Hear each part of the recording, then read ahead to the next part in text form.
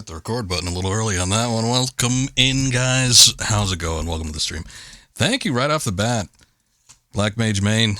Appreciate you stopping by. If you gotta head to bed, or get to work, or whatever you gotta do. I do appreciate the sub, though. Thank you very much. So we're gonna get back into Dave the Diver. And this might be the last one we do of this game. We'll see how it goes. If there's like something super interesting by the time I'm feeling like I'm wrapping up, I might end up continuing it, but we'll see. But yeah, we put a decent amount of time into this game, so I feel like, you know, it's one of those games that's probably going to take like 50 hours to complete, like, entirely, but, you know, I don't know if I want to commit that long, especially when we have so many other things that we need to get to. Especially before February. Apparently there's some bigger titles coming out around then. So let's go ahead and get into it. Welcome in, Akuma, Snake, everybody. Black Mage, once again, thank you. I do appreciate the sub. And hope you have a good evening or day, whatever the case may be. But yeah, let's go ahead and see what we get going on here. Actually, let me pop out my chat. I always forget that I could actually have everything on one screen with this one, which I prefer. Sure, I can use multiple monitors, but why do that when I don't have to move my head at all? Alright. Let's pick up where we left off. I think I did play this a bit on my own time. I do hope that the Steam Deck uploaded it, though. I guess, you know what, I didn't do a whole lot. There wasn't like a ton that I did. But I did go and do a little bit diving and grab some fish and whatnot. So, let's see. Go access the road. Serve the food that Maki wants. Find the baby whale. Huh. Okay. I don't remember what finding the baby whale was. Now, I should, full disclosure, say that when I was playing this on my own time, I was in bed and I was probably half asleep. So if I unlocked a new quest or something like that I don't remember what we did last time, that might be the case. I'm not too sure. But yeah, I did just a little bit of diving, scrounging around, seeing what I could do. Nothing too major, nothing too extreme, but it was fun regardless. Let's see, where are we at here? I think I'm going to go ahead and try to access the roadway. Last stream, we saved the sea people. Well, we got to communicate with them for a while. We used the translator. And then we saved the girl that was apparently dying or something. She needed like some kind of coral diet or something to bring her back up to, you know, actually consciousness. So we did that, and then we were about to enter into their little home area, but it was, what the hell? Oh, I didn't even notice that pufferfish. It was blocked by some rubble or something like that, and the only way we could unblock it was to toss more rubble onto it. The only way we could do that is get like these fancy nifty new gloves that'll allow us to pull out stakes from things and potentially drop this stuff. So we're seeing what we can do here. Maybe it's the sound? Yes, that's the sound of a baby humpback whale. Oh, okay. It's a quest for Ellie. This might have been on stream, actually. Please take a look around. There must be a baby whale nearby. Alright, near the boss.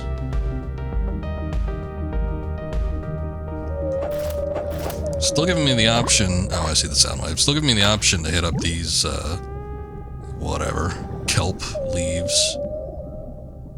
So, I guess I'll pick those up as I come across them. Gun enhancement kit. Sure, why not?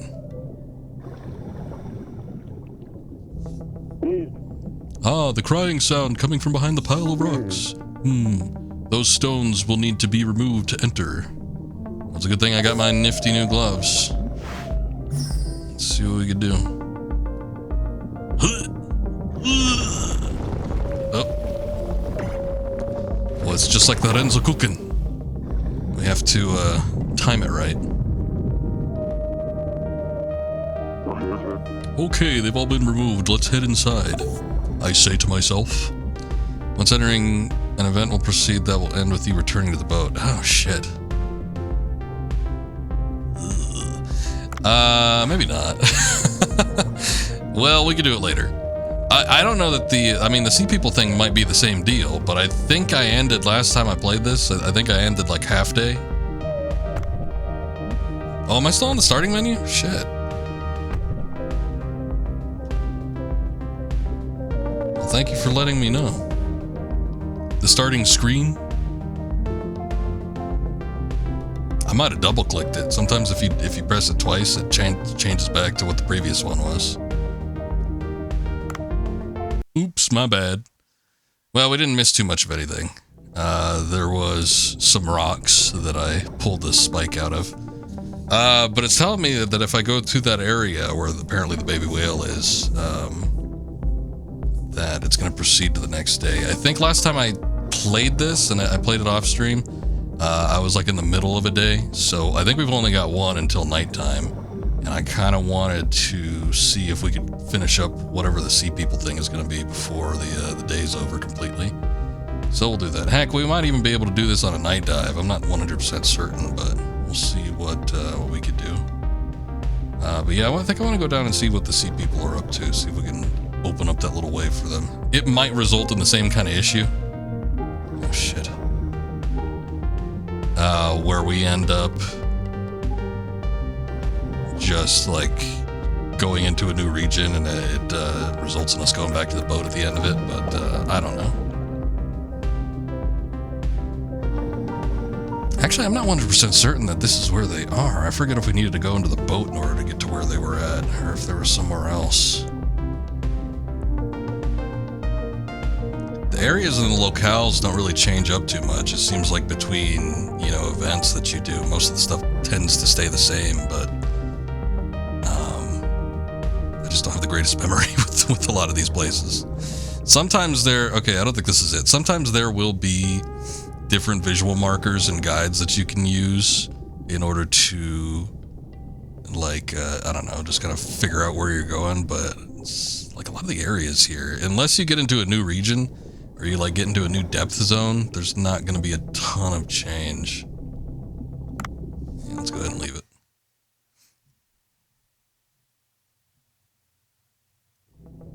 Oh, jeez. Okay, hold on.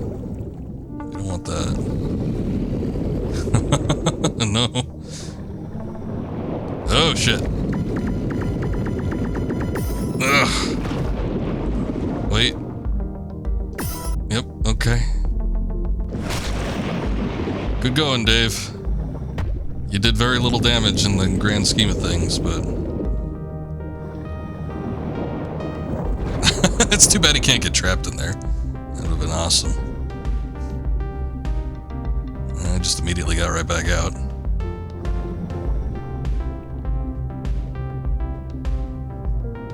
Okay, I don't know if I can contend with that thing or not, but I'm not really willing to deal with it right now. I just want to find where the sea people are. And normally there'd be like a little radar indicator or something showing me, like a little icon as to where they are, but I guess that only pops up when you're like pretty close. Look, there it is. Okay. Well, at least we're on the right track. But yeah, that's kind of what I was hoping for earlier, but I guess it doesn't pop up unless the game thinks you're going that way.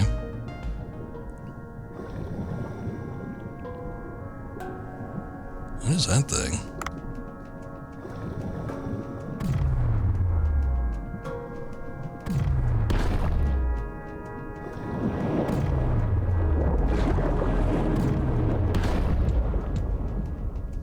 I had never seen this before, I don't think. I think this is a new fish.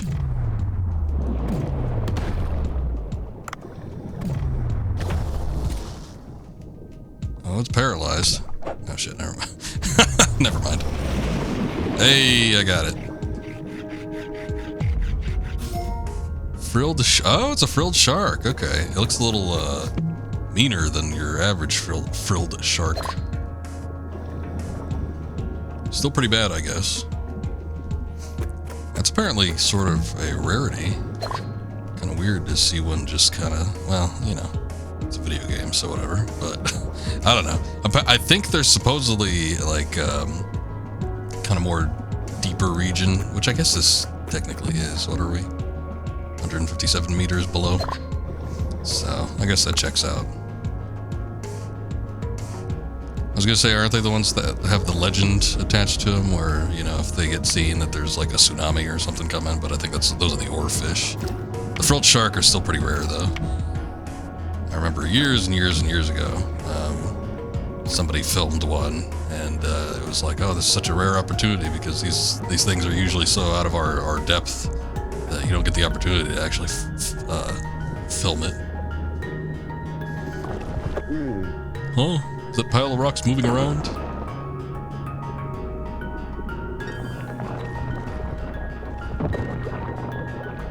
Oh, it's the octopus again. We saw you last time.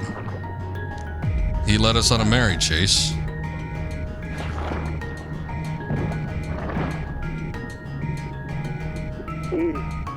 It's that octopus from last time. It's spraying ink again. Won't let you get away this time, just wait. Octopus returns. Well, I was in the middle of something, but I guess why not? We can go ahead and do that. I guess we might need the UV light. I don't necessarily need that. I am afraid sometimes it'll run out of oxygen, though. So with the new gloves that we got, we can pick up items and carry them. With the rocks, we saw this last time, too. We can pick up the rocks and then drop them onto these boards, and that seems to allow us entry into new areas.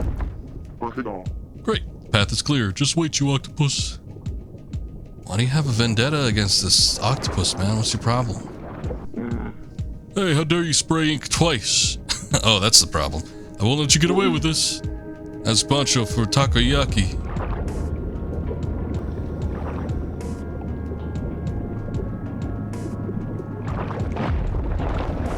Oh. There it goes. I'm surprised it caused all this mayhem. Ah, it ran away again. It's definitely quick. It dropped something again. Always leave something behind. Might not be as bad as I thought. Maybe not. Rusty weapon charm. Mysterious weapon charm left behind by the octopus. Maybe something cool will happen if it's attached to a gun. Seems to be an artifact. Hey, what's up, Mythical? Welcome in. How you doing tonight? I'll have to identify it back at the surface. Oh, I want to know what it does now. Oh, wait, hold on. These things are, yeah, they blow up. Okay, well, at least it got caught on the lip of the thing. Oh, let's see here. I think it's sort of opened up a kind of quick route down to where we need to go, so that sort of works in our favor. Playing Zelda on the N64, very nice. Not too shabby, got a bit of a late start tonight, but that's not always the worst thing. Dave the Diver streams don't seem to go on for too long compared to some of the other stuff I stream as well, so. Oh, you're back, human. I was afraid you'd been eaten by a frilled shark on the way back. Well, I'd fought one. She talks like someone I know. I think I'll be able to pull out the steak if I use the diving gloves from Dr. Bacon, who lives on land. Bacon? In our language, that name sounds like spoiled whale meat. Hee. Okay. Wait a moment. Let me try to pull. Are you doing Ocarina, or are you doing Majora? They're mythical.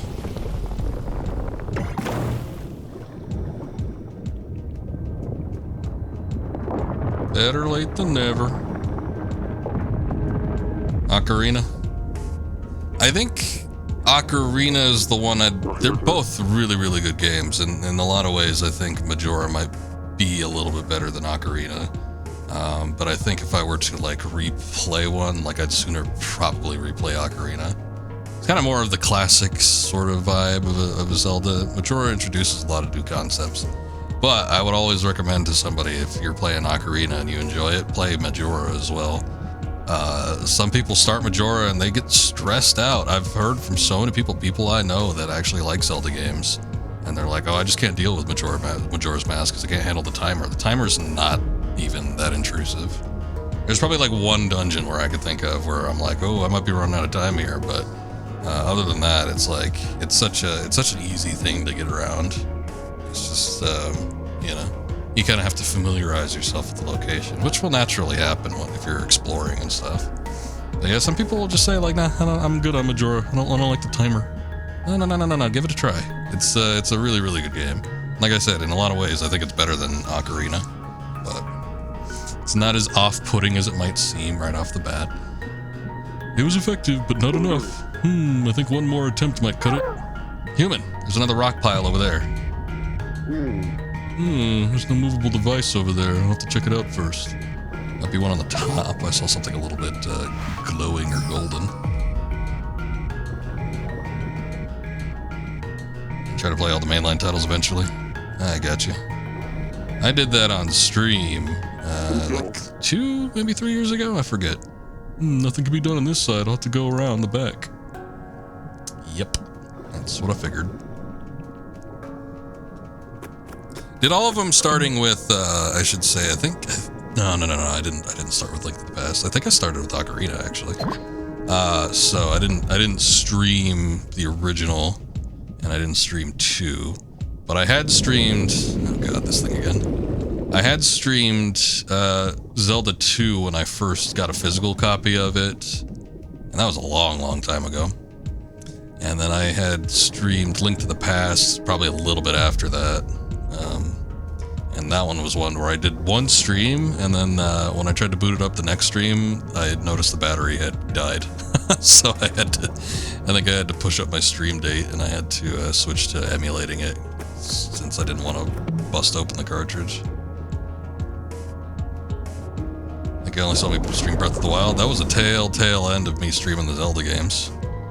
So when I was doing all the Zelda games, I started with Ocarina. I did Ocarina Majora, and then I did Wind Waker, and I did the original version on the GameCube. And then that's when I stopped. I didn't stop streaming, but Wind Waker was like the last time I had played a main Zelda title all the way through. Technically, I had Twilight Princess when it came out, but oh shit, not that. I had Twilight Princess when it came out, but my aunt's dog ate the disc, and I was like, well, that sucks. I guess I'll try to get a hold of the GameCube copy, so I don't have to deal with the Wii motion controls. And that time didn't come until like just a handful of years ago. I finally got it. I probably paid about $70 for it, but I got the original. GameCube copy of Twilight Princess, and me streaming it was the first time that I had ever played it before, and I liked it quite a bit. I think I want to play that. I want to stream that game again, but I'll probably do the HD edition that came out for the Wii U sort of recently. I know, that bastard. Damn dog ate up a number. I used to keep all my discs, because I used to travel back between my house and her house frequently, and you know, it would be like an after-school kind of situation, so I'd take my games with me in like a CD case, and she had just gotten that dog, and, you know, didn't really have the greatest of discipline, and it took the CD case. You know, I'm used to dogs. Like, most of the dogs that we have, like, as a family, tend to not, like, mess with things, but that dog it didn't have any training or anything, and it took that CD case out in the backyard, and it chewed through, like, half my game collection. It was a sad day. There's a stake in the back. If I pull that out... Yeah, no shit. Dave, we've done this several times. Oh, I stopped grabbing. That one's on me.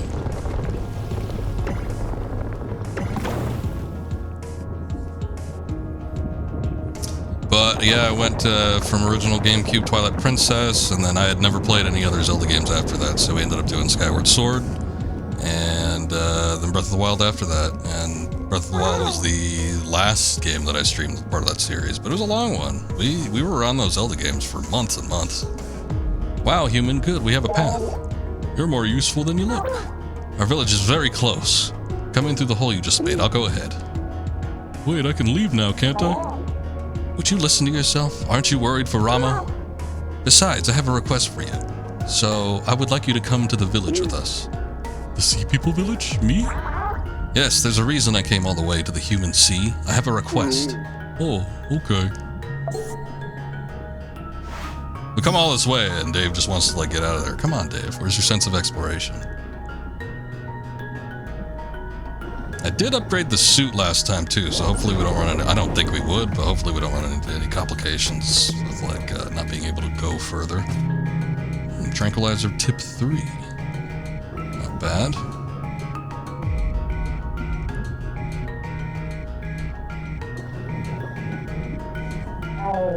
Ugh, getting real spooky vibes.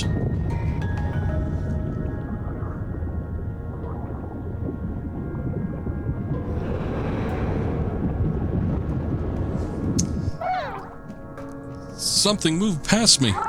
Human, go ahead and be our lookout. But it's so dark. I feel like there might be something dangerous there. Ugh.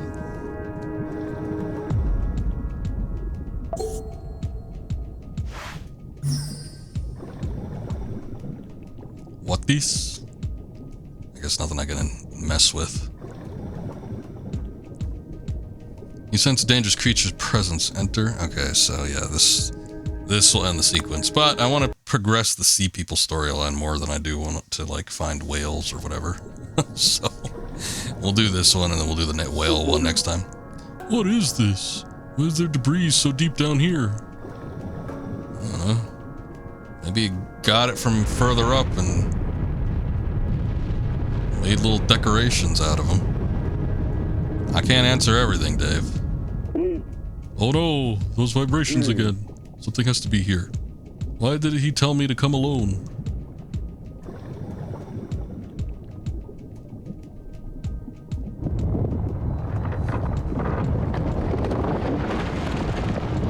Wow. There it is.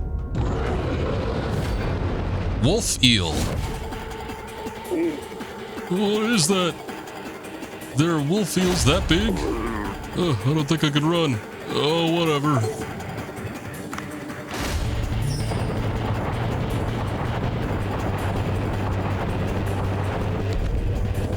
I was gonna see if I can grab onto this. Oh, I can. That might be the ticket.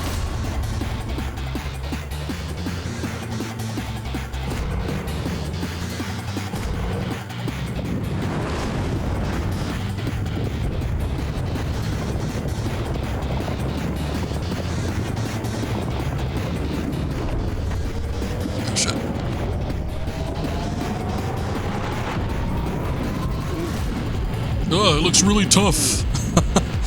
Huh, that shining spot on its tail. It looks weaker than the rest of the body. That's what we call a weak point, Dave.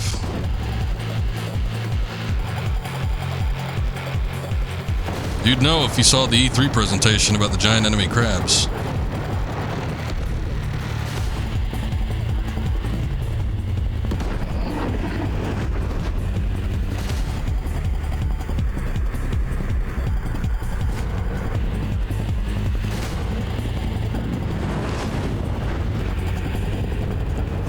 This part seems a little hard to evade. Maybe I'll stick back here and see what he does. Alright. Well, he got me on the first run, but after that it seemed like it was okay.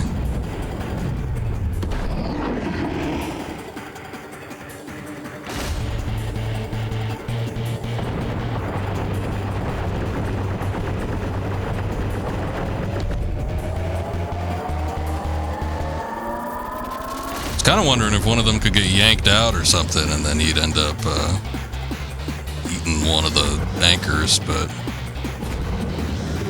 this is probably not the case. Or maybe during that sequence, if he might eat one.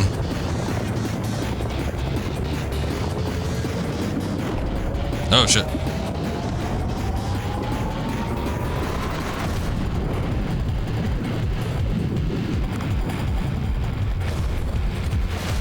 Completely off base.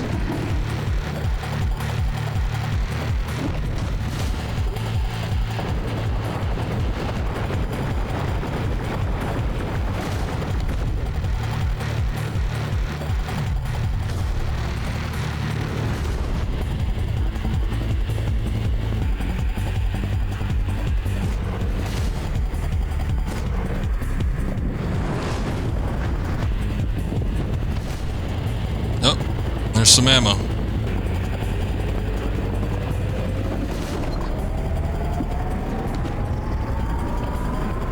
wonder if we're gonna get some oxygen or something, because I need that too.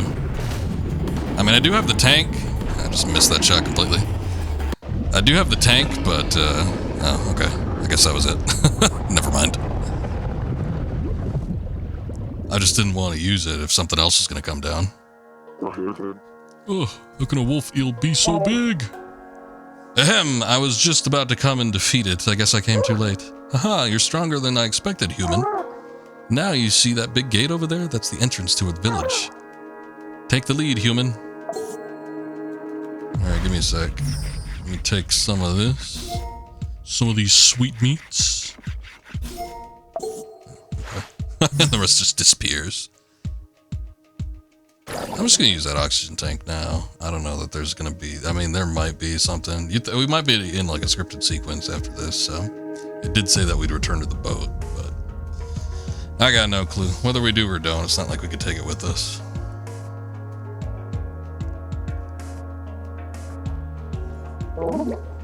Phew. We're finally back to the village. Entrance passageway. Ramo, you have the key, right? Oh no, I left the key back at the... Just kidding. I have it here in my bag. Oh, I thought you would ask me to take you again. Let's insert the key and get back to the village. Reminds me of...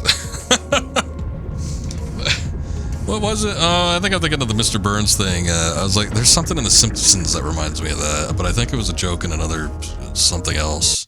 But it was like people that describe every action that they're about to take very awkwardly. It's just like not natural dialogue. But I was thinking of Mr. Burns getting into the little wood log cabin up at the top of the mountain. Return the key, thus untumbling the lock. Wow, so this is... Aha, that's right. This is the Sea People village we live in. To think there would be a place like this under the sea.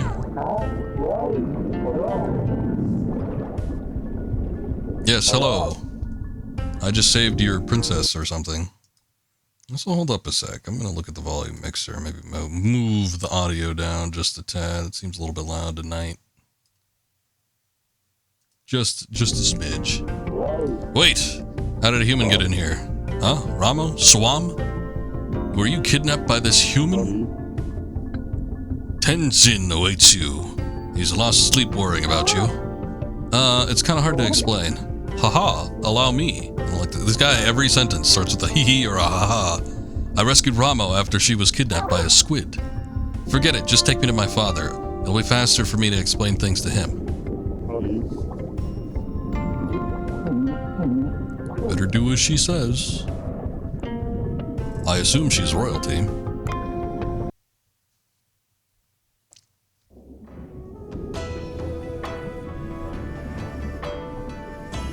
Tenjin's house. Look, he's got sunglasses. What does this bastard need with sunglasses?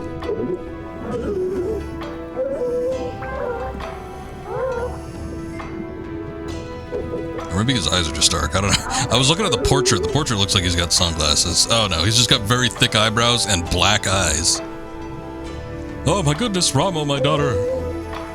Where were you, my precious girl? Your daddy was worried out of his wits. Are you hurt? Did the humans do something to you, my daughter? Wait, who is this next to you? I thought you'd brought a blue manatee, but this is a human.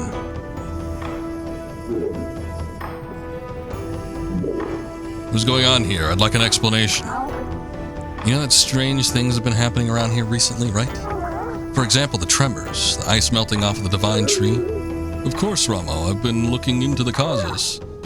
It's already been 2 years. You know our technology has its limits.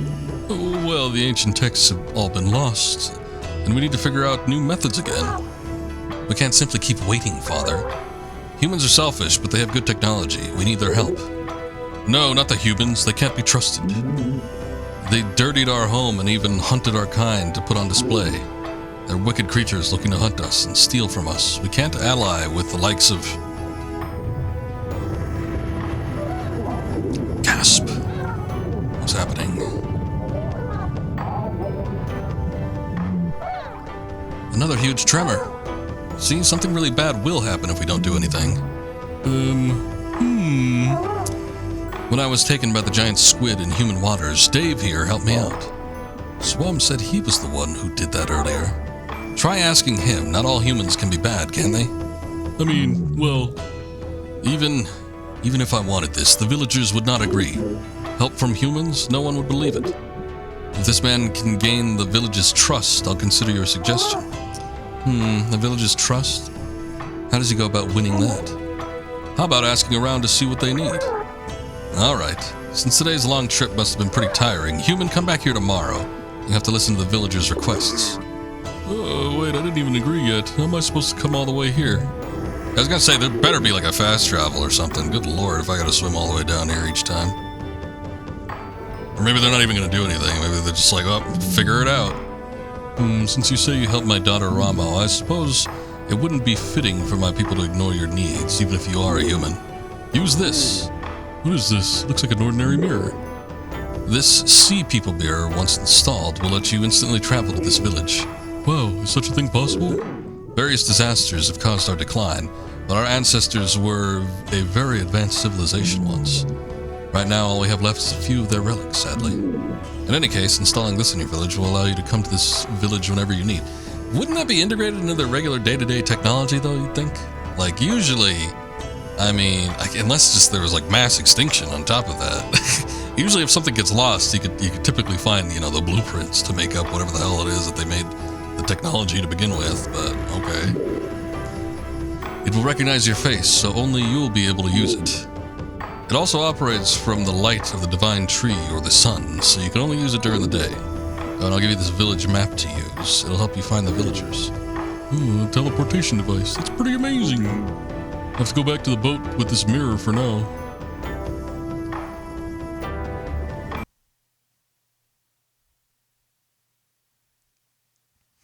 Alright. Pretty big step, I think.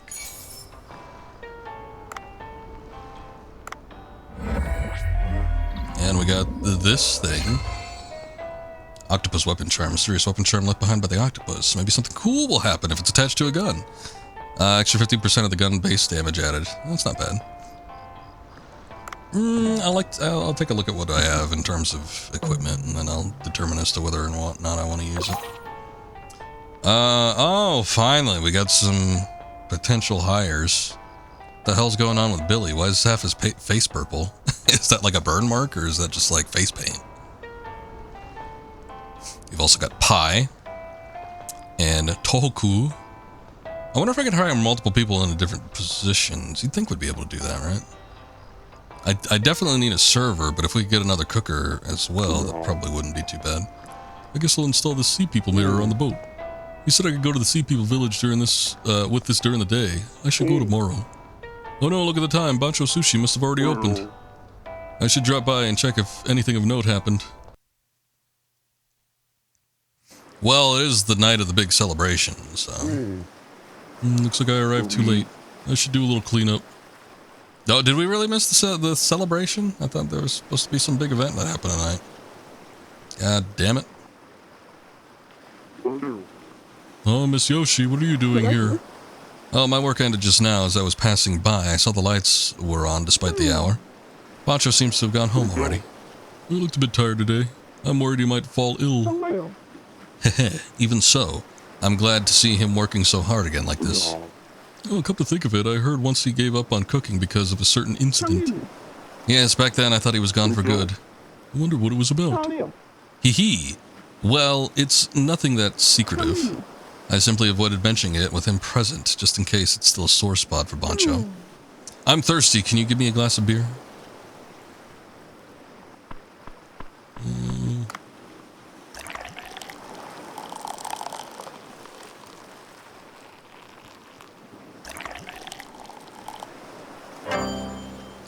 Good enough. I fail on that one so much. Nothing so refreshing as a glass of beer after work. It's especially nice to have a view of the sea at night like this as I drink. I'll tell you now a bit about Bancho and why he quit cooking for a while. It was 12 years ago. Oh Lord. Cue the harp.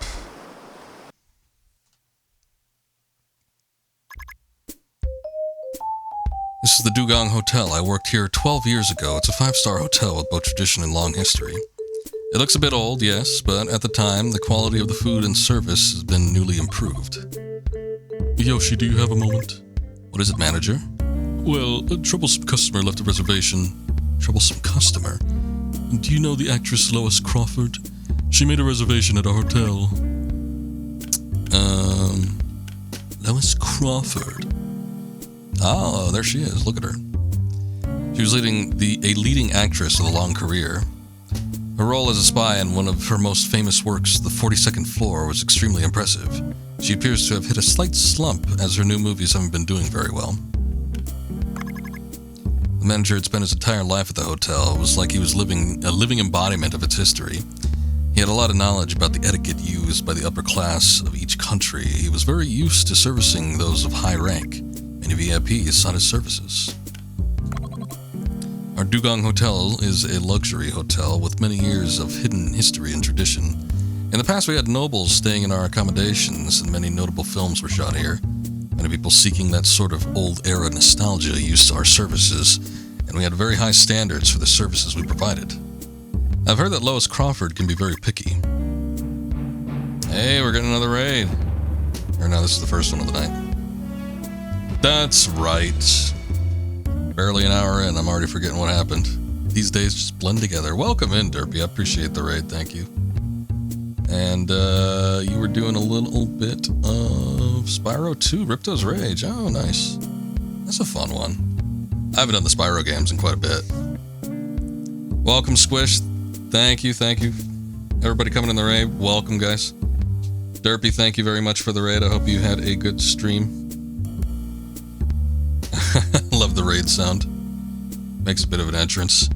I've been using it for so long, I can't imagine it being anything else. Of course, every time I hear the Snake Eater theme, it's like now I think about... I hear it more often because I play the game a lot. I've probably played it a couple dozen times, but even still, I stream more often than I play Snake Eater, so... Nice. I'd have some Metal Gear Solid fans in here. We're going to be doing some Metal Gear this upcoming Monday, so... Sky Shadow, thank you. Seaweed, welcome in. Dark Chow. Welcome, guys. Derpy, there you are. How'd the stream go? Thank you for the follow as well. Squish and Seaweed, thank you, guys. You're too kind. We're just kind of getting started with our stream here, so we haven't gotten into it too much, but this is our fourth stream of Dave the Diver, so we've been in here for a minute. Sky, thank you for the follow, I appreciate it. Hope you guys are having a good evening.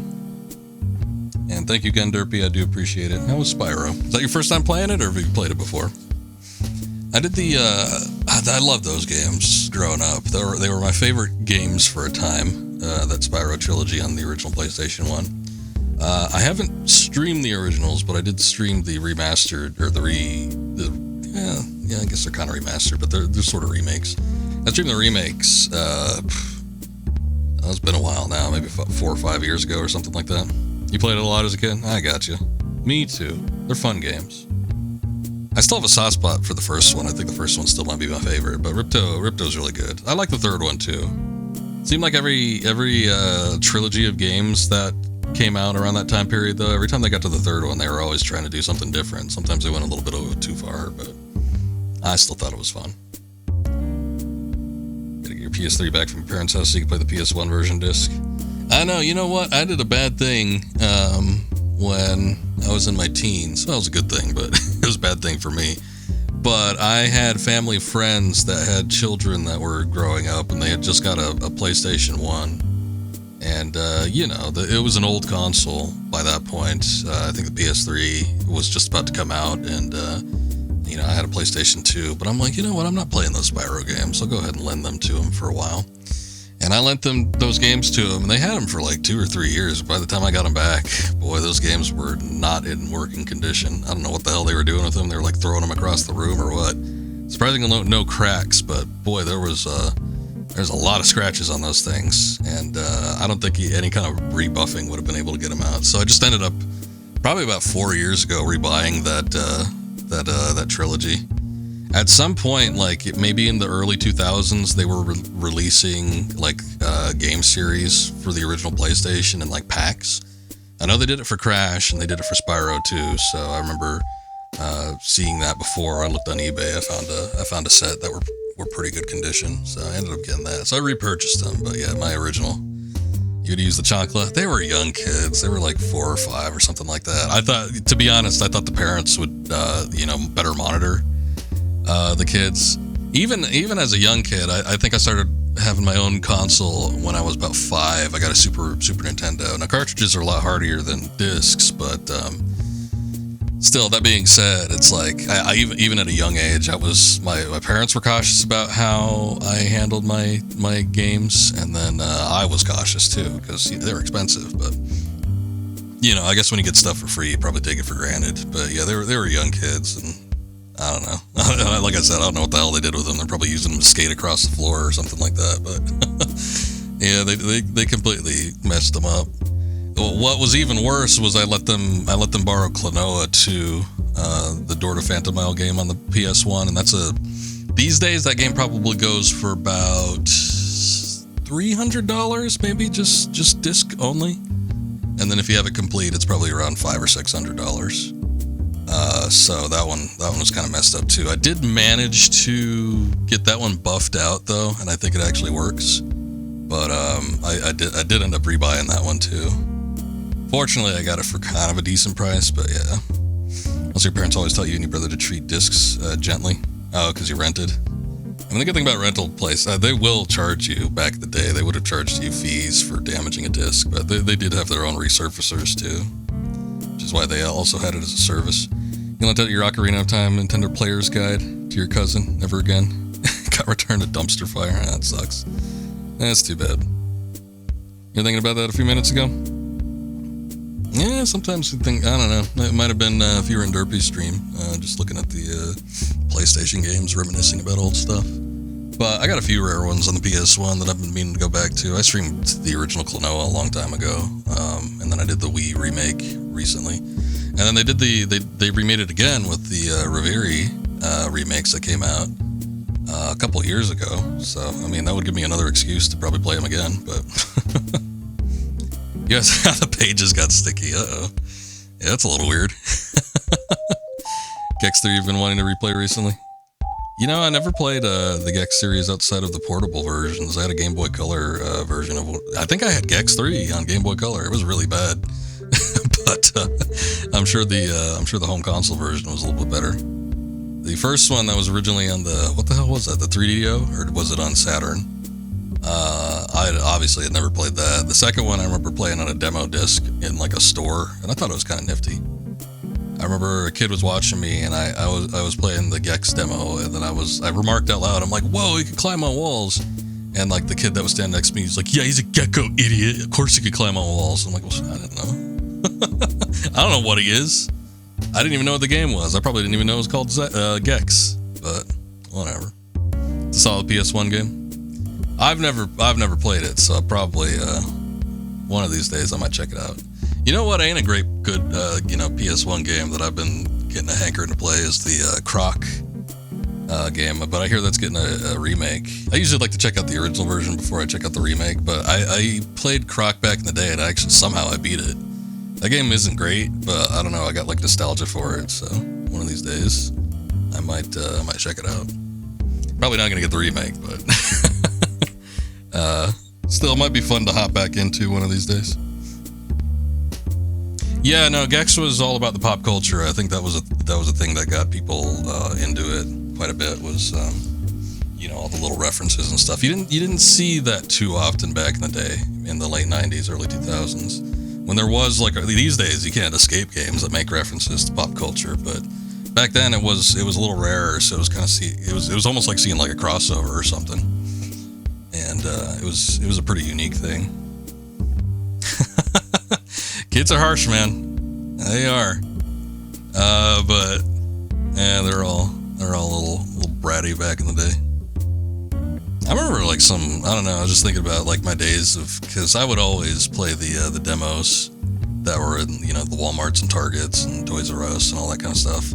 I remember playing one time, and God, there's just like so many things I could think of. Now they're all kind of flooding back to me, thinking about like playing those games and just like people chattering around. But I remember there was like this guy that was like in his 20s, and he was asking me, "You ever play this game?" And I think he pointed to like Lunar or something like that. It was like a JRPG.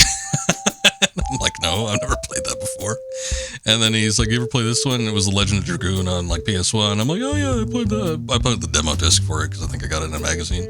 And I didn't know what to call a JRPG back in the day because, you know, genres didn't exist back then as a kid. We just didn't have any name for them. So I called it a runaround game, I remember. I'm like, it's one of those runaround games where you just like walk around towns and stuff. And I think he got the gist of what I was talking about, but like I had no descriptors for it outside of like the actions that you take. I didn't say like turn-based combat. I didn't say it was RPG of any sorts. I didn't say there was any sort of stat building. I said, no, it's one of those runaround games. I don't know if he knew what the hell I was talking about or not. Neck pain's looking up. Yeah, sometimes if you're on them for a while, you would kind of get a little kink in the back of your neck. You miss playing the demos? It's kind of a bygone thing. These days, you can't even, like, it's rare that there's a demo that even releases, like, on digital that you can download. I thought that was kind of a cool thing back in the day when online stuff started becoming more frequent. I'm like, oh, we could play the demos from home. Demo discs were cool. I liked getting them in the magazines and in the mail and stuff.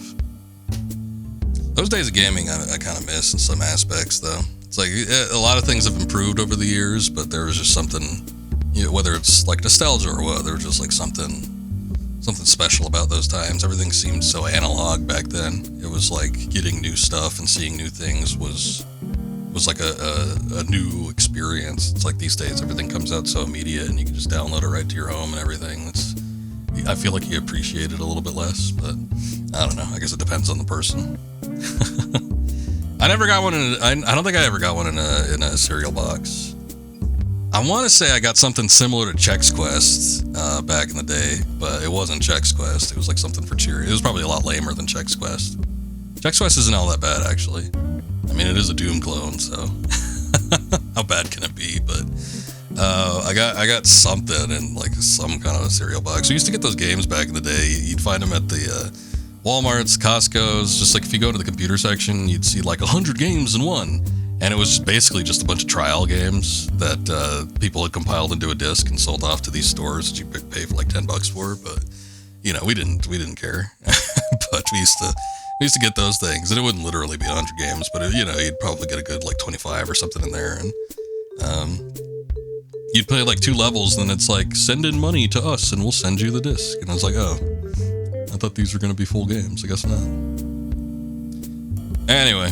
Talking about the good old days. We've been sitting on this guy here for a while. I guess we're in a flashback talking about Bancho, one of our main characters for this game. Let's continue on. Haha, so there it is. Nobody can beat the level of services and staff at this hotel. We've won many prizes as well. Just one thing. You haven't heard the rumors about her, have you? The rumors? Take a look at this. She's famous not only as a chef, but a gourmet. That's a blurb she published in a travel magazine recently. It appears to be a description of her travels, but it's just her bashing the hotel she stayed at. Gloria hotels are the best of the best, and yet she wrote such a scathing review. Bringing out the bad does make a person look more professional. Her writing is mostly like this. What do you suggest we do, Yoshi? I'll accept that reservation. I suppose we can't refuse the reservation, if only for the hotel's reputation's sake. In that case, we'll have to think about how we'll serve her. We'll just take the reservation, but we also need to think of ways to satisfy her. I suppose you're right. Do you have any ideas, Yoshi? Our hotel's strengths are long history and tradition, as well as our high-quality service. The way we can satisfy her will involve making good use of these things. Did she reserve a suite? Yes, it's a suite. We'll need to clean the rooms and services that match her tastes. We'll treat her as a VIP. I'll look into the drinks and amenities she prefers and place them as I also check the state of the rooms. And about who will receive her, I suppose I'll have to do that. Thank you. There's no one that can handle such a tricky customer except you, with your long experience with many VIPs. I'm more tense than usual. And about the meals, we can offer her a buffet for breakfast, but we'll also need to ready a dinner course. The dinner's at our hotel. French or Italian? I'm more of an Italian fan myself. I'll go with that. Pizza? That's the first thing you think of? Alright. Figure we go with some sort of pasta, maybe. The hotel provides Italian food like a bistro in a la carte style. We serve pasta or pizza with a simple wine. Chef learned to cook in Naples, so this margarita pizza was good, but it didn't really go well with the dinner course. Thank you, Derpy. I appreciate that. Thank you, guys. Dinner's at our hotel. What about Japanese? I feel like we're egging on for that sushi. Dugong Hotel's Japanese food has never been its strong suit. We only served udon or simple donburi. We've been making exponential progress. However, after we hired Bancho, we've grown quite dramatically. Bancho is famous for his ability to reinterpret the use of ingredients, and his food was recently featured in an overseas magazine. He might be our dark horse. That means Japanese is likely to be our best choice. Bancho hasn't really proven himself yet. Do you think it'll be alright? Bancho's skill is indisputable. However, one great drawback is that he doesn't consider the preferences of his customers. His sole focus is letting people try new flavors. That is what drives his creativity, of course, but this time it won't really serve us. We're dealing with the infamous Lois Crawford, after all. I see, that's a good point. However, I think it's best that we could, I think the best we can do right now is try and persuade Bancho. A bedtime story read by me. Seems like there's plenty of reading in this game. Honestly, I thought this was going to be like a cooking simulator slash fishing game, but we've suddenly turned it into some sort of visual novel, so practically is by this point. I agree. Best of luck, Yoshi. Oh, actually, didn't we determine her name was probably Yoshie? Oh well, whatever. Bancho, are you here? Miss Yoshi, what are you doing here? Oh, you're right here. Good. I've come back on the status of the manager's request. Look all you want. It's just an ordinary Japanese food cushion. Hey, Chuckin. Welcome in. Good to see you. Bancho was a peculiar man. He suddenly appeared one day, handing us a resume and explaining he had been learning in Japan. All the sushi establishments listed in the resume were top tier, but Bancho never stayed in one place for long. He told me that he moved on each time after learning enough. The manager had a long talk with him and then left the operation of the Japanese food team to him. He could always be found in the kitchen busy with something, day in and day out. He researched food on his own when there were no customers. He hated to be interrupted. Seaweed, thank you for coming down the raid. I appreciate it. Anybody that needs to, take off. It is getting a little bit late. I know, especially if you're East Coast, North America, because it's already getting close to midnight for me, but I do appreciate you guys. So, you have a good night. Maybe we'll see you on the next one. Maybe I'll see you in Derpy Stream if I'm able to get in there. Were you practicing? Well, yes. Training means thousands and tens of thousands of attempts. Practice without rest is the only way to produce meaningful results. I see. I heard that you never skip research and practice, Bancho. It relieves me to see you work so hard. What do you mean you're relieved? Bancho, would you be willing to try servicing a VIP? Servicing a VIP? It's been about a year since you joined the Dugong Hotel. Our Japanese food team, which was never very strong, received much attention in a short span of time. And we can't deny that your contribution to this was great. However, this means that we also get customers who want special treatment. That's right, we have an important guest who will increase our reputation, or rather, who might send it plummeting to the ground. Her name is Lois Crawford. She's an actress that's infamously hard to please and also a gourmet reviewer. So you mean to say that I should try and please this picky woman, Lois Crawford? Yes, that is important as Dugong's Hotel's reputation lies in the balance. What are you saying?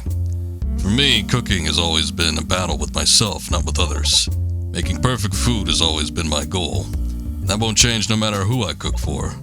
I simply use the best ingredients available in the current season and the most suitable recipe. Will that be okay with you? Alright.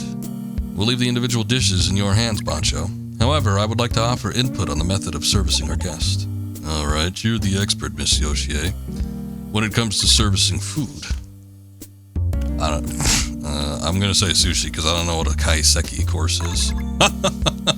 No, okay. The sushi course offers various kinds of sushi in a certain order, with a few side dishes interspersed in between. It allows us to use the sushi to allow customers to try many types of fish. What do you think of a sushi course? It's also your specialty. I'm very familiar with the method. However, don't you think it'll be too ordinary? What do they say? I was gonna say, what is it? It's like difficulty level of 5, execution of 10, and not the other way around. It's probably what we should go for, but you know, if we choose to go with this, we'll likely use tuna sushi, pike eel sushi, or olive flounder sushi as the main dish. Olive flounder being in season right now. That won't be very impressive, however. Alright. Since it's to be a dinner, I think the course would be better than a single dish. That means it'd probably be better to employ a Western course format instead. Though it'll be a bit different from the traditional method, I think I could add soup, hors d'oeuvre, sashimi, side dishes, sushi, tempura, and dessert to the course. What do you think? Ooh, what about a dessert sushi? Has that been attempted before? Sounds like an awful idea. Not bad. So what will you make for each dish? There's soup to begin with. A few minutes later. Yes, I think that'll be fine up to the sushi. Tempura's next. I suppose shrimp would be the most logical choice. It's difficult to create any impact with shrimp. We've kept everything pretty normal so far, so this is where we add a little spice. I've been researching this very topic. How does something like this sound? You must have a good idea. Let's hear it. Shark. I'm thinking of a dish that uses shark head. This is what we had to serve to her earlier in the game. What? A shark? Can sharks be eaten? Sure, the Chinese do it all the time. Sharks are a very tasty fish. This is the time of year they grow fat, boosting the flavor.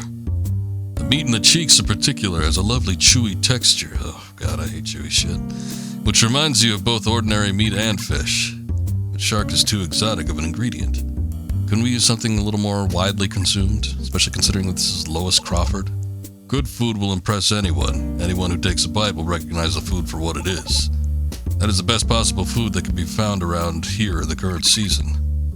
I'll give it some thought. I'm not sure if it'll be okay. I can't help but think it's not a great idea, Boncho. If you serve that dish and things go sideways, consequences won't affect you alone. Both the manager and I will take part of the blame. After all, she's coming to the Dugong Hotel, not to a restaurant operated by you. Alright, Derpy. Well, thank you again for the raid. I do appreciate it, but you have a good night. And take care. Hopefully I'll be able to catch you on one of your streams. Hotel must seek to provide the most restful, enjoyable experience to its guests. Nothing can be allowed to mar that experience, as the hotel will stand to lose by it. But there's no guarantee she'll hate it. She'll know from taking just a bite that it's one of the greatest foods. There's always an exception to that rule. She's an extremely picky person, after all. What a pity. I understand. I'll go with shrimp tempura then, though it can't compare to shark. Oh my god, here she comes!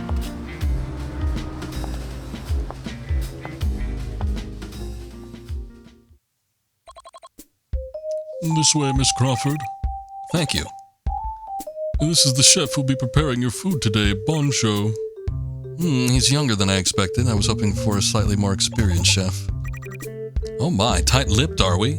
Perhaps my looks leave you at a loss for words? He seems a little tense. I'm still quite a skilled chef, I assure you. Or he still is, rather. I'll be looking forward to the food then. I remember the service here being quite alright for an old hotel. I like the carpet and the paintings on the walls as well. Furnishings at Gloria Hotel have a kitsch quality to them that I don't like. But I think there's no gym. That's a bit of a shocker. I need to exercise daily to maintain my figure. You did just say it was an old hotel. I can't think of too many old hotels that got gyms built into them. It was our intention that your stay be as restful as possible. Everyone has their preferred way of resting. Well, the bathing facilities were good, so I'll content myself with that. So what's for dinner? A Japanese course meal. Here's the course menu. The first dishes are... Oh lord. Pickled olive flounder fins, steamed egg, or steamed snapper and yam soup. Or he did say he wanted to start with soup, right? So we'll do that. This is a steamed dish composed of grilled snapper and roe, which was then steamed, garnished with ground yam. The soup features the rich flavor of fish. Is that a Japanese soup? It's got bland flavor coupled with a spicy scent. Quite interesting. That's the flavor of the sashimi. There's a tiny bit of flavoring provided by a condiment made from 7 different spices. And the next dish is... a few minutes later. So the tempura and dessert are left. What's the tempura? Don't tell me it's shrimp. That's sort of commonly served with rice. Ugh. The dessert's no doubt the usual fruit. I suppose I've tasted basically everything. It's hard to decipher her reaction. Have we succeeded? Sounds like she's a little disappointed there. I don't know. How do you like it? Are you happy with the Japanese food? Well, it's about as good as I expected it to be, I suppose. I suppose I could come here to eat every now and then, but why bother coming to a hotel to eat food that's quite average? Even so, I'm sure our food is better than that of most other restaurants. The snapper soup or something was pretty interesting, but that's it. It was just a fishy soup with a spicy aftertaste. To think you added sticky yam on top. Ugh, I didn't really like the texture. Oh dear, it seems Japanese food isn't all to your liking. Ignorant of that fact, we served you Japanese. My mistake. Please accept my apologies. Whatever, it wasn't that good, but it was healthy at least. The hotel doesn't even have a gym, so I suppose food should be healthy at the very least. May I have a word? Bancho. Allow me to introduce myself again. I'm the master chef who works here, Bancho.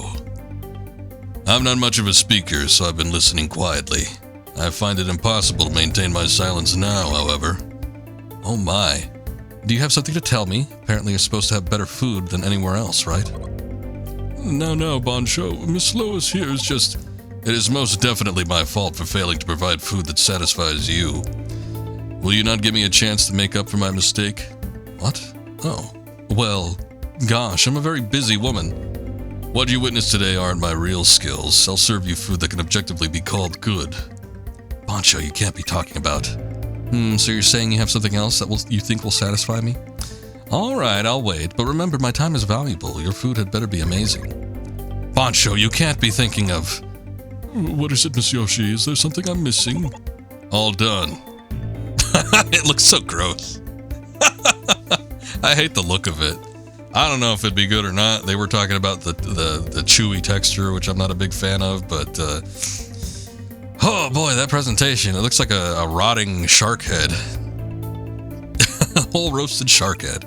Oh my god. This is... You fried the whole head? It's an amazing dish. The meat in the cheeks hasn't been cut yet.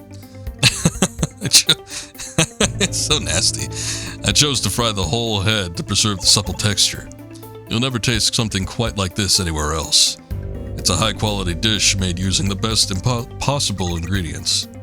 Get that out of my sight. How can you call this food? What are you saying? Just take a bite. I guarantee you'll be transported to heaven.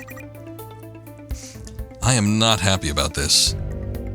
Is this what service is like at the Dugong Hotel? It's all my fault. I apologize. And now, Bancho, Yoshi, you apologize as well. What's up, Bancho? What you giving me that look for? You don't like it? You don't like the look of that? It's not like I chose it. I'm sorry, Miss Lois. I should have been more vigilant. Looks are not all there is to food. Why do you refuse to even try it, Miss Lois? Bancho, now's not the time to... I find this highly unpleasant. Is this some kind of hidden camera prank or punishment? You'll pay for treating me this way. Don't think I'll let you just get away with it. I'm leaving. Cancel my suite. Charge me a cancellation fee if you wish. I don't care.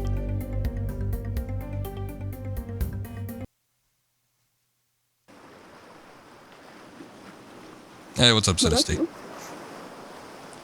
Welcome in. You lost your passport, bit of cash. Ask if you're sober. Are you sober? Did you actually?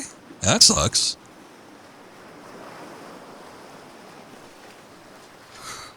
I never take my passport anywhere. I took it with me when I was, oh, that sucks. I'm sorry to hear that then. I took my passport with me last time I crossed state lines because I heard that I was passing through Arizona and I heard that they were like not accepting licenses from the state I'm from. Like they didn't believe them. So I was like, I better get a passport just in case. But, you're Cali sober. Okay. I don't know specifically what that means, but I think I got the idea. Well, I mean, it's probably not replaceable immediately, but I do hope that you didn't lose too much cash. After that, Bancho quit his job at the hotel and left, saying he needed to train. It's my belief it wasn't so much the cooking itself as the ingredients and the cooking methods that he researched. Oh, I see. Still, I admire him a little for not giving up on the belief that he's going on the right path. I suppose it was this stubborn side of him that allowed him to attain his current level of skill. You don't have a valid ID? You did report it? Okay. Well, I hope it gets back to you. Working with you now, he even started social media. I feel something has changed about him, and I like it. I think you're good for him. Please continue to get along. We're not a couple. I'll do my best to help Bancho focus on his cooking. Well, that was a long sequence. I'm surprised it kind of dipped into something that in-depth in terms of like story and dialogue. It wasn't terrible though. Hello. Oh, Dave. You weren't around yesterday, so I was a bit worried. I couldn't get in touch with you via radio either.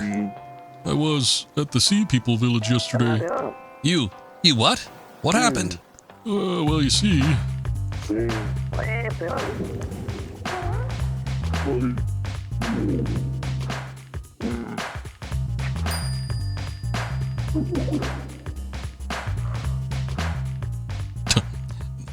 Talking about him was the most exhausting. I see, I envy you, I do. What a lucky experience. I'm not sure how I can help, but it's clear they have problems to deal with. Why don't you go talk to the residents first? I'd love to go as well, but... as you said, only one person can use the Sea People mirror. What a pity. Ha ha ha, what an unexpected turn of events. If you need any of my tools, don't forget to check out the Cobra shop. Yes, I'll have to use the Sea People mirror first to visit their village. I wonder if we can actually swim down there. No, I was opposed to the idea of that, but I wonder if it's still possible just to go there manually instead of warping yourself over there. I do want to do the whale thing though, so I want to go into a dive and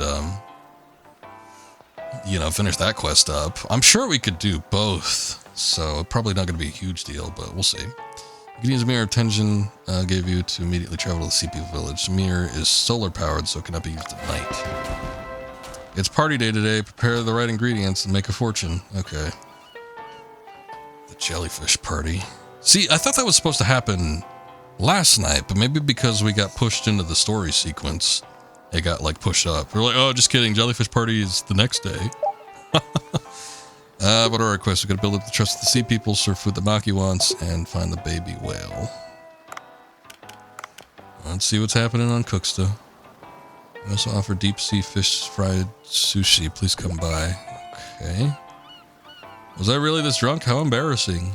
Yeah, let's post about it so everybody could know of your drunken rants or whatever is going on. Let's see people work hard at work so late. Wow, red sushi is something special. Oh. I unliked it and then I liked it again. Oh lord. 200 followers. I guess it's 200 more. We got 40 from the last one. Jesus. Alright. Well, whatever. Best diving spot. Hey there, divers. This is Diver City. Today we're introducing Hammerhead's Paradise, Costa Rica's Bajo Alcion. Hammerheads can be found in the Cocos Island, only accessible through live board. You can meet groups of over 100, depending on the season. That sounds terrifying, but I also hear that hammerhead sharks are fairly docile. Apparently they've got like fairly small mouths too, so it's like even if they try to take a bite at you, you probably could just kind of ward them away. I don't need anything there. Let's take a look at the equipment. Let me see what the charms do. Increases dash speed by 30% and survives a certain period after running out of oxygen. I think since we upgraded the tanks, we don't need to worry about that as much. So if I have something that might be a little bit better, I might switch it out.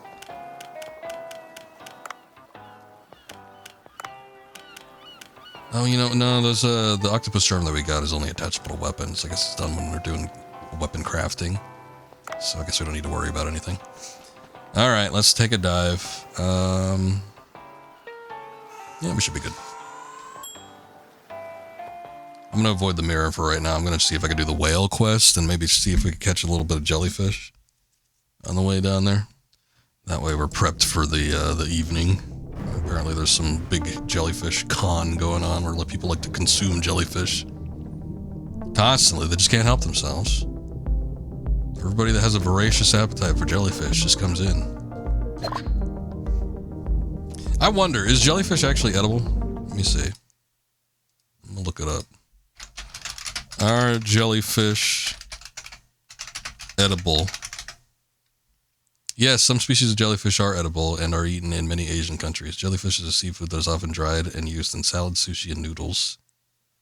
It sounds gross. Ew, it looks gross too. Well, that's what the Google AI is telling me. I don't know that I could trust the computers, but I'll trust it for now.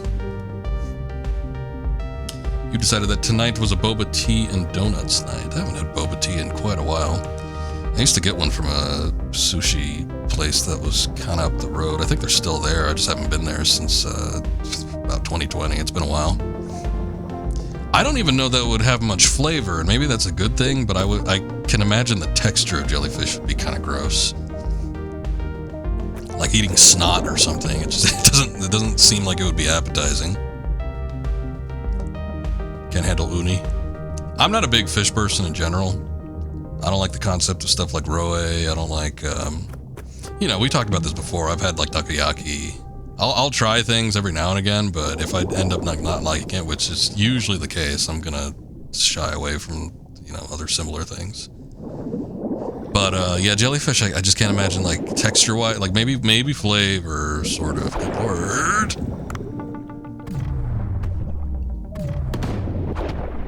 Oh no.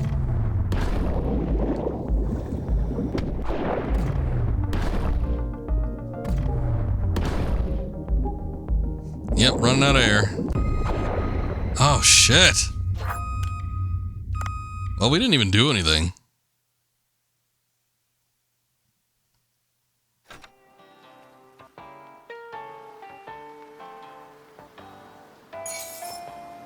Yep. Well, whatever. I didn't expect to get attacked by a stingray. And it had my number, too. You're a huge Misago and Tabiki person? But, like, not the soul sushi flavor? Yeah, I'm particular with fish foods anyway. It's like, I'll try them every now and again just to kind of get the experience. But, this fishy taste in general just doesn't usually set well with me. Which is interesting since I'm Asian, but, you know. Race doesn't dictate taste. Wonder if you can pinko jellyfish? Is that a euphemism for something? What do you mean?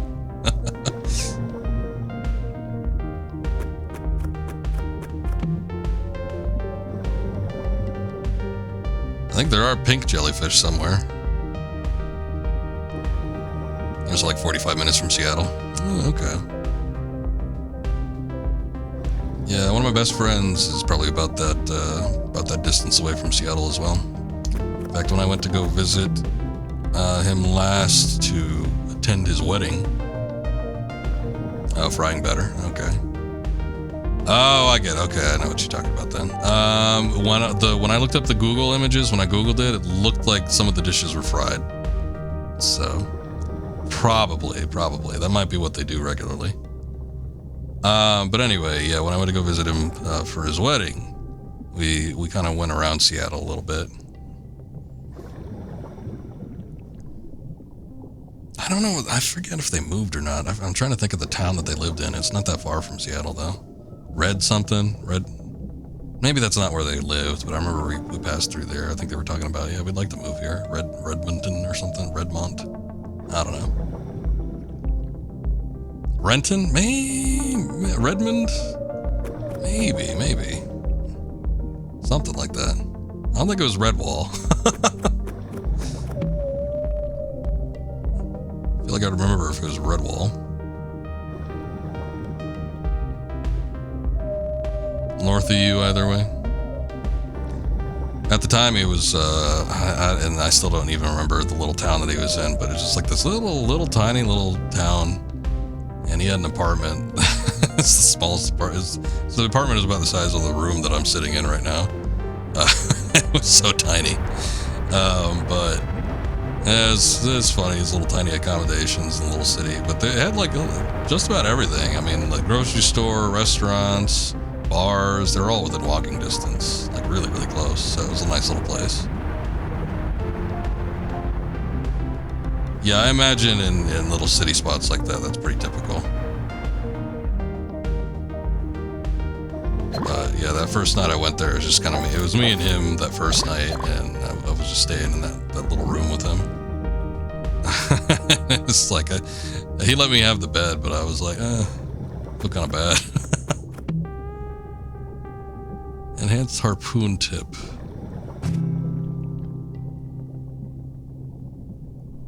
You're in a bigger place, it's amazingly walkable. Yeah, I mean, I've never known too many people. Most of the people that I know in my life, you know, they're not really big city folk.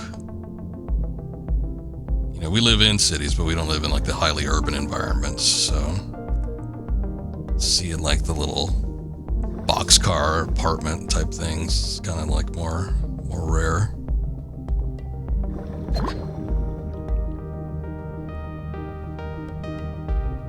Public transport is kind of a big deal, I can imagine.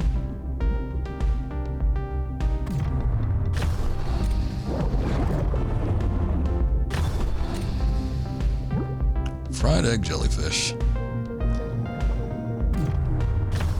I wonder if it tastes like it looks.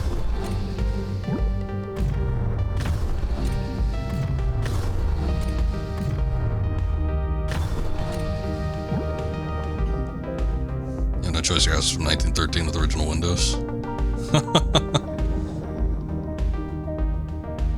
I feel like my house has windows from 1913.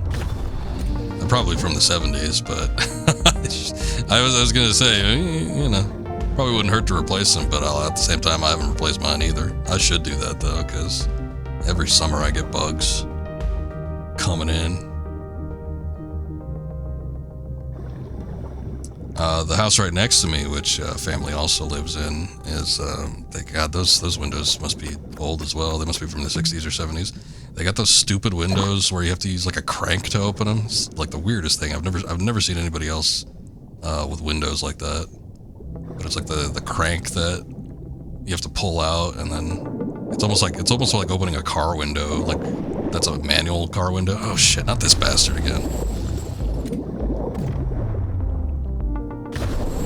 God killed me last time.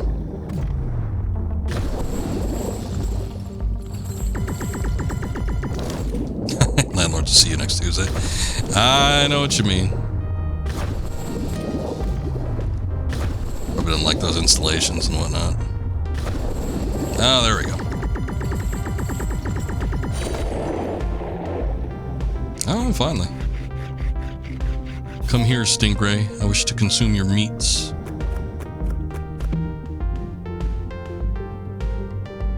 And we've been getting a lot of those little personal subs, but I don't need any of those. I got one already.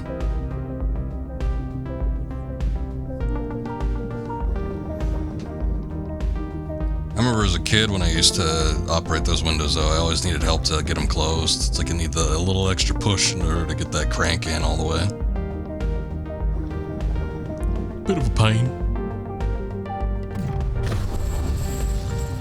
But you come up to me acting all tough.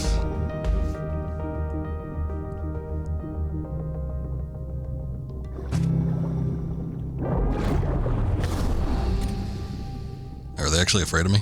Oh no. I think maybe he just didn't see me. Wow, I can't believe it. I could set him ablaze underneath the water.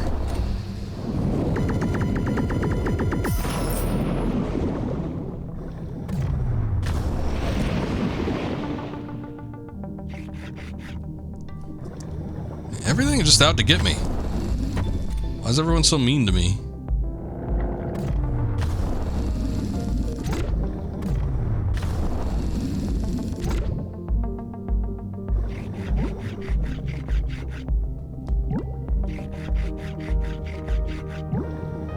There we go. It's got loot. I'm trying to get it, but all these fish, they all just want to attack me.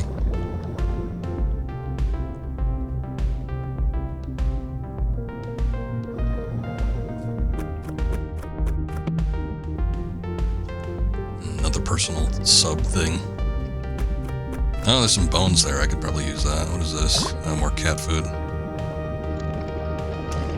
Nah, I don't really need that.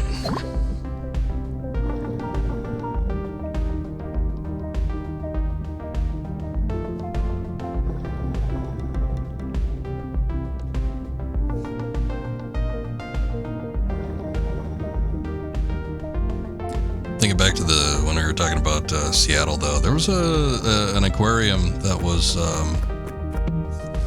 kind of just like near the dock area I really wanted to go to, but we were wandering around Seattle that day, and I think talked about this on when we did Last of Us Part 2, because I think it said the exact same aquarium. I don't know if it looks the same on the inside, but it was like an aquarium that was kind of like near the bay area. But I wanted to check it out so bad, but by the time I got there, there was probably about 30 minutes left before it closed. And everybody was like, well, I know you wanted to look through it if you want to run through. And I'm like, maybe next time. So I never got a chance to see it, but I just think back to, I used to have a family member that lived in San Francisco. And I remember going to the aquarium that was kind of situated in a similar fashion, just kind of like in the bay area. It was so cool. It's the best aquarium I'd ever been to. So I was kind of wanting to see another one that was sort of oceanside. Definitely would be better than one we have in the state that I live in that's completely landlocked. But maybe one of these days. I do like the aquatic stuff. That's probably why I'm playing this game as long as I have been. I like seeing the fish.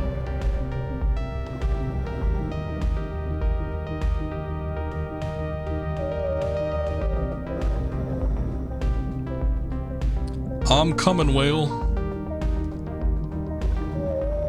Give me a sec. Alright.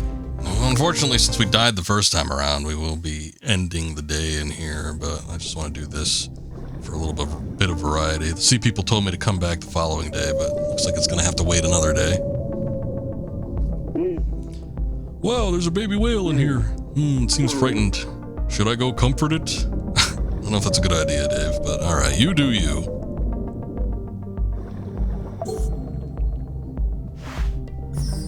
Press square to comfort.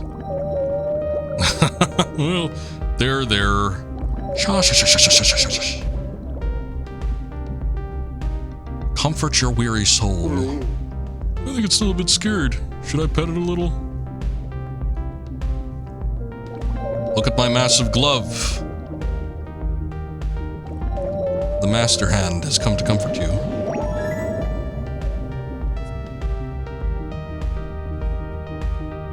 There we go. I think it's less scared now. Let's keep on petting it. You keep doing that until it bites your hand off.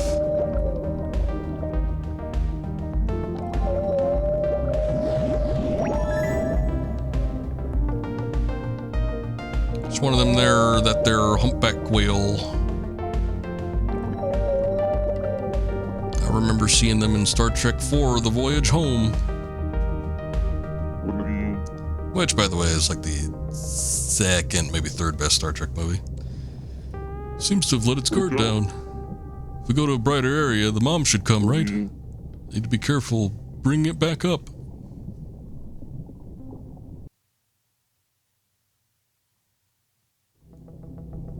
Alright, come on. we go do what we need to. Let me see what's in the weapon crate. If it's a grenade launcher, I need to get it because I want to be able to craft those. Another rifle. Oh, there are vicious barracuda in the way. You have to get rid of them for the baby whale to follow. Good thing I got a gun. Oh no, I didn't want to have it in my inventory. I guess I could always throw it away. Oh, everything looks safe now. Let's try talking to the baby whale again. Yes, let's try talking to it.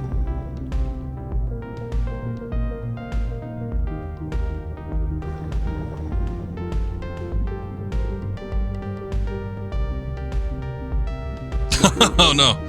Ugh, this place is full of lionfish. It's the most lionfish I've ever seen in one spot. Since the baby whale's timid, I'll have to get rid of them first. I guess so.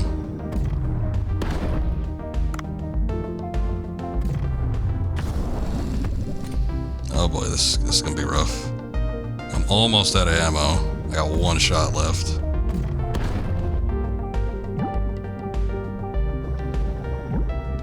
And they just like keep diving into my inventory. I don't want them. Yeah, I know. I need the what, dude. I need the ammo and I need the oxygen.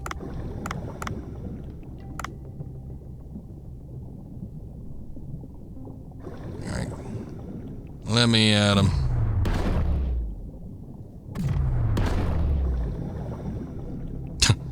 Predator of the blue hole caught 300 fish. I think it just executes when you kill 300 fish, because I certainly didn't catch any of those last couple times.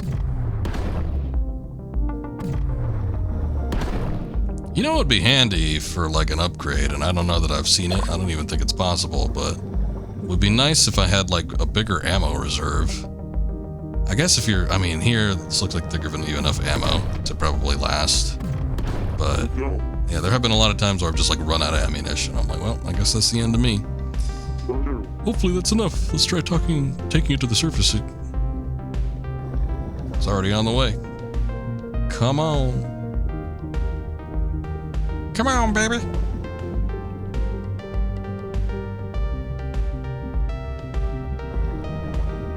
Oh, Lord, here we go. I'll save that one. It's a shark this time. Oh, there's a white reef shark up there. Unless I defeat the shark, the baby whale is not going to follow me.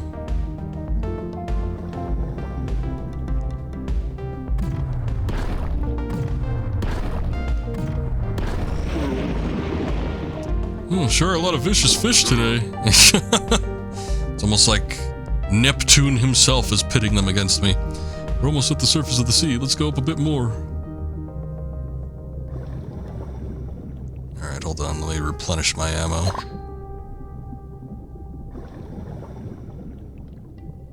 There's gonna be one more thing. We got 30 meters left. Who's it gonna be?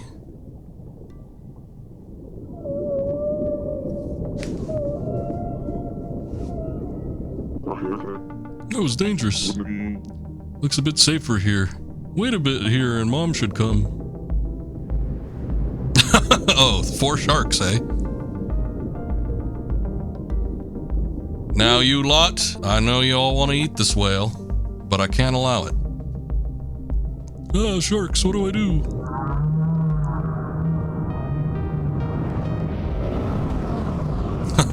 Okay. Where did they go? They just got bapped out of existence.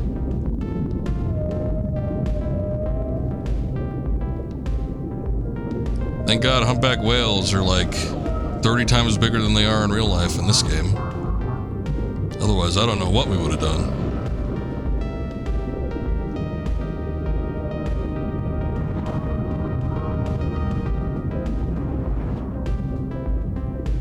And there they go. Boy, Dave, you're supposed to be taking like photographs and everything too. Didn't even take the camera out. Whoa, it's huge. It's a mother's love for her offspring. I guess all animals are the same. Feel like I should text my mom later. Is she a whale too? I guess given his size. That's mean. I see. I'm glad you took it to its mother. It wasn't easy getting it out. It got so easily frightened. Maybe it didn't like you, that's all. Anyways, don't spend all your time hunting. Try to be more helpful. You think I'm doing? We're just helping out, like, everything. We helped out the pink dolphin, we helped out the whale, we helped out the sea people. I feel like I've been doing nothing but helping. Rarely do I hunt.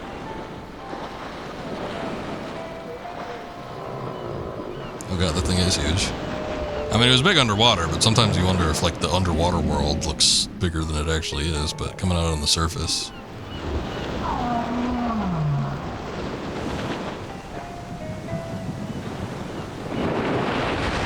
Just think, if we were able to use that whale against our enemies, we could conquer the blue hole. I don't know what that item was that we got. That first one, anyway. Sir, I'm ready to take pictures of manta rays. I just got stabbed by one to death. I hired some lighting guys and made them set up lighting fixtures at the right places. Oh, you must have spent some money. Aha. One can't pass up an opportunity like this. They told me that lighting fixtures were set at a depth of 20 meters. Can you please check them out? I expect awesome pictures then. Wrap up your day and get things ready for a bunch of sushi. Alright. Let's be off then.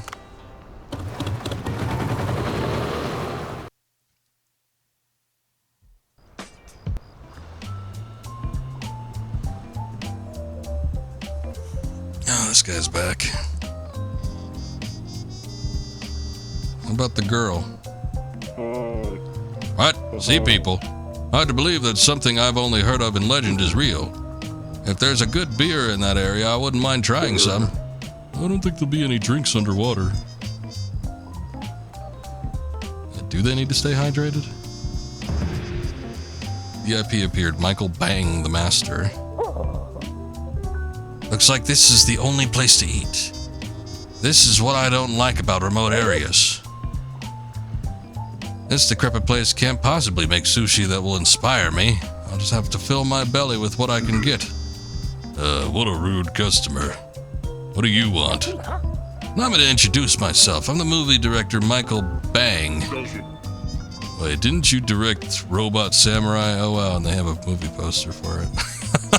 It's a Samurai Optimus Prime. Ha! Looks like your eyes are functional. Yes, I'm the great action film director, Michael Bang. I can't believe he's talking like that about himself. I'm filming my new movie, The Stone. Oh yeah, Michael Bay did direct The Rock, didn't he? Around these parts, and I can't seem to get the ending scene right. Is there a jail around here, or what? I think I might find new inspiration with food that'll clear up my head. It doesn't seem likely I'll find anything here. I'm leaving. This is the restaurant, and I'm sure it's the only one around here. Where the hell else are you gonna go? Wait! Robot Samurai was an amazing movie. I watched it multiple times, and was moved every time. I don't think anybody's ever said that about a Michael Bay film. All I can remember is explosions. If you can make another such great movie through my food, I'd be willing to cook for you. Ah, so you're a fan. I'm grateful, but can you pull it off? I've got high standards when it comes to sushi. The rice they use in these parts is terrible, by the way. That's what we use, the best rice we can find in this region. Give me 3 days. I'll prepare food that'll make your head all but explode with inspiration. Well, alright, I'll be back in 3 days. Don't disappoint me, chef. He's not gonna eat until then. He will wait 3 days until he takes the first bite of food. Poncho, do you have a plan? Cooking is an art form. I know well the pain of an auteur. I'll prepare food that will inspire him. However, as he said, the rice I use is Adam rice of this region. It bothers me that the ingredient has limits when it comes to creating the best possible sushi. Yeah, I've been listening on your conversation. If it's rice, I think I can come up with something. Oh, do you have an idea, Otto? Give me just a day. I'll be in touch in the morning. If we can get high quality rice, we can make sushi with 3 kinds of fish. Titan triggerfish, harlequin hind, and coral trout. That's a lot of ingredients. He appreciates flourish. Please don't be late. That was a lot of setup. Michael Bang's inspiration. Alright, goddamn. Finally we could get some stuff. Okay. Hire. Okay, we need, Hey, thank you, Akiri. Appreciate the lurk. Hope you're having a good night.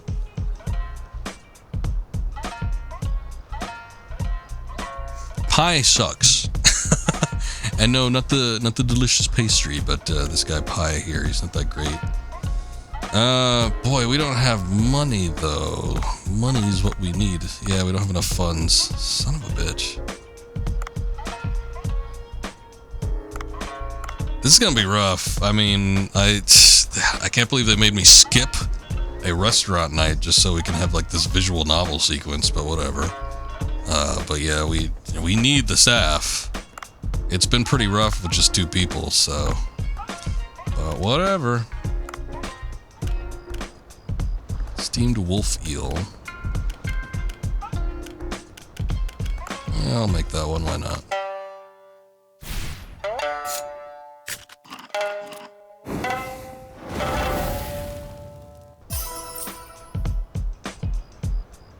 Nice.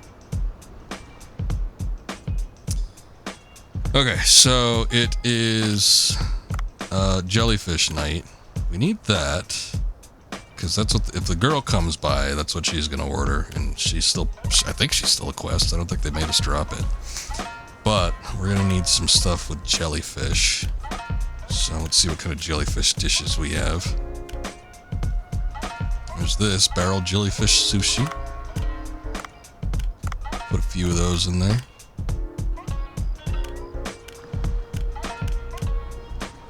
Ugh, squirrelfish, sounds gross. Comber, triggerfish, fang tube, comb jelly. Here we go. I can only make one of those, but alright.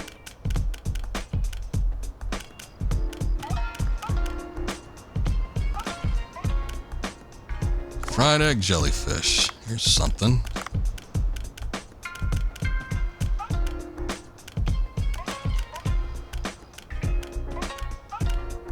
Cuttlefish. Man, I wanted to get more jellyfish down there too, but I jumped into, I should have stuck around a little bit longer to see if I could get anything else. But I jumped into the whale section a little bit too early, I think. I was kind of assuming, because I have collected jellyfish previously, so I was kind of assuming that I had a little bit more than I actually do, but yeah, I don't got much.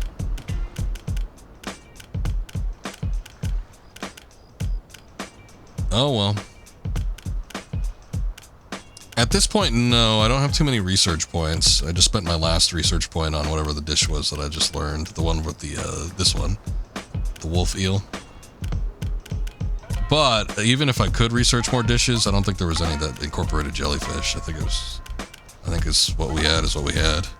The only other dishes that are available to research right now are like something with sea grapes and I don't know, some other kind of fish dish.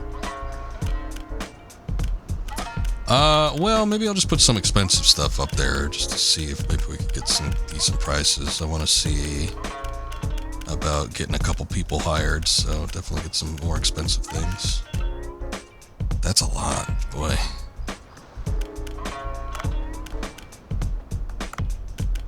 Okay, we'll get that one in there. Somebody's gonna buy that, hopefully. Let's see. Frilled shark.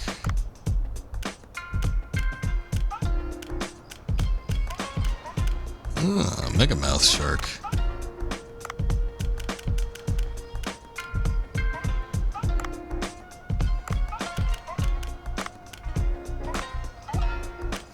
We need that there. Let's see.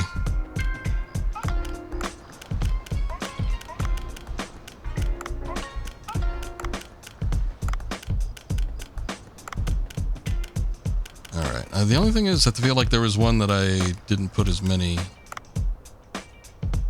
on, so I guess we'll do some auto supply for some of these if I can actually help it. I just don't know which ones I had more spare ingredients on and which ones I didn't. Okay. I think that's about it.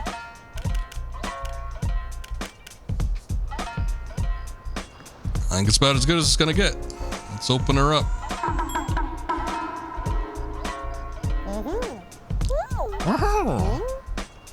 They sound like beans from Fall Guys.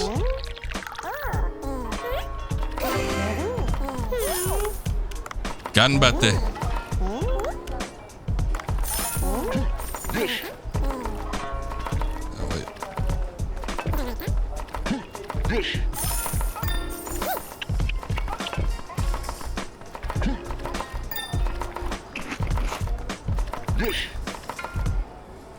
Okay, finally we get her dish.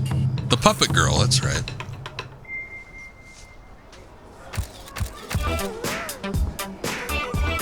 Ah, the puppet expresses the true emotion.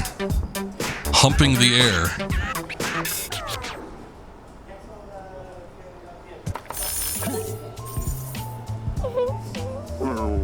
Oh, why are you crying suddenly? It's too good, you expletive. I don't know what it could be. This is way too good. Damn it, it's too good. Reminds me of my father. Oh, what's going on, kid? My name is Maki. I'm looking for my father. My father left to explore the depths, and I can't get in touch with him anymore. His favorite food was kombu and white trevally ochazuke. I skipped the last part by accident. I thought he might have come by here. That's a pity. I'll be sure to tell you if we see someone that looks like your father. And what is that doll? This is... what? Cleone? Cleone? Cleone? The plushie. Or is it Cly1? My father gave it to me before he left. Oh, I have a favor to ask. It's about the Cleone. I've never seen one in person. Could you catch one for me? Oh, is it actually... oh, you know what? I think I know what it's supposed to be now. I don't know what those things are called. I guess it's whatever, but... huh? Whatever that is? Cleone? We can't catch something so small with a harpoon. What do we do? Yeah, sea butterfly. That's kind of more the common name of it. Who do you use this? Oh, a bug net? I think it might work. Alright, I'll give it a shot. I've seen them flying around. In fact, I think I attempted to catch one. I'm like, oh, this is one of those little things. Let's see if I can grab it. What are you doing, you walrus? Get your tights on and jump in the water. Oh, I'm sorry. I can't control my emotions that well. Reticent girl. New content. Capture small creatures. You can now use a bug net to capture small creatures like seahorses and Cleone, which can't be caught with a harpoon. Cackles like an insane person. Need more cackling going on. What the hell? I didn't like stop it.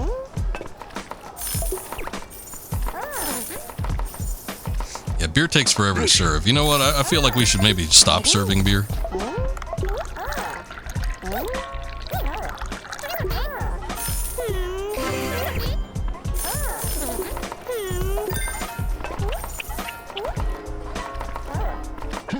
Where's this person? Oh.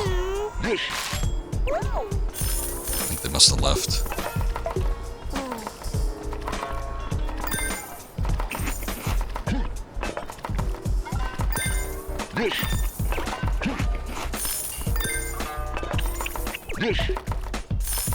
Oh, here it is.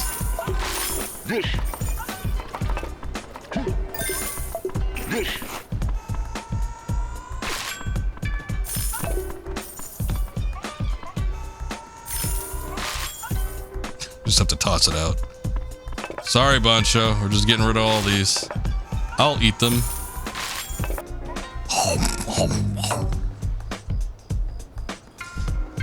I wish I had the money to get another server, but god damn it. We made a decent amount though, so I could definitely hire somebody after that, but yeah, we were locked into that visual novel sequence and made no money that night.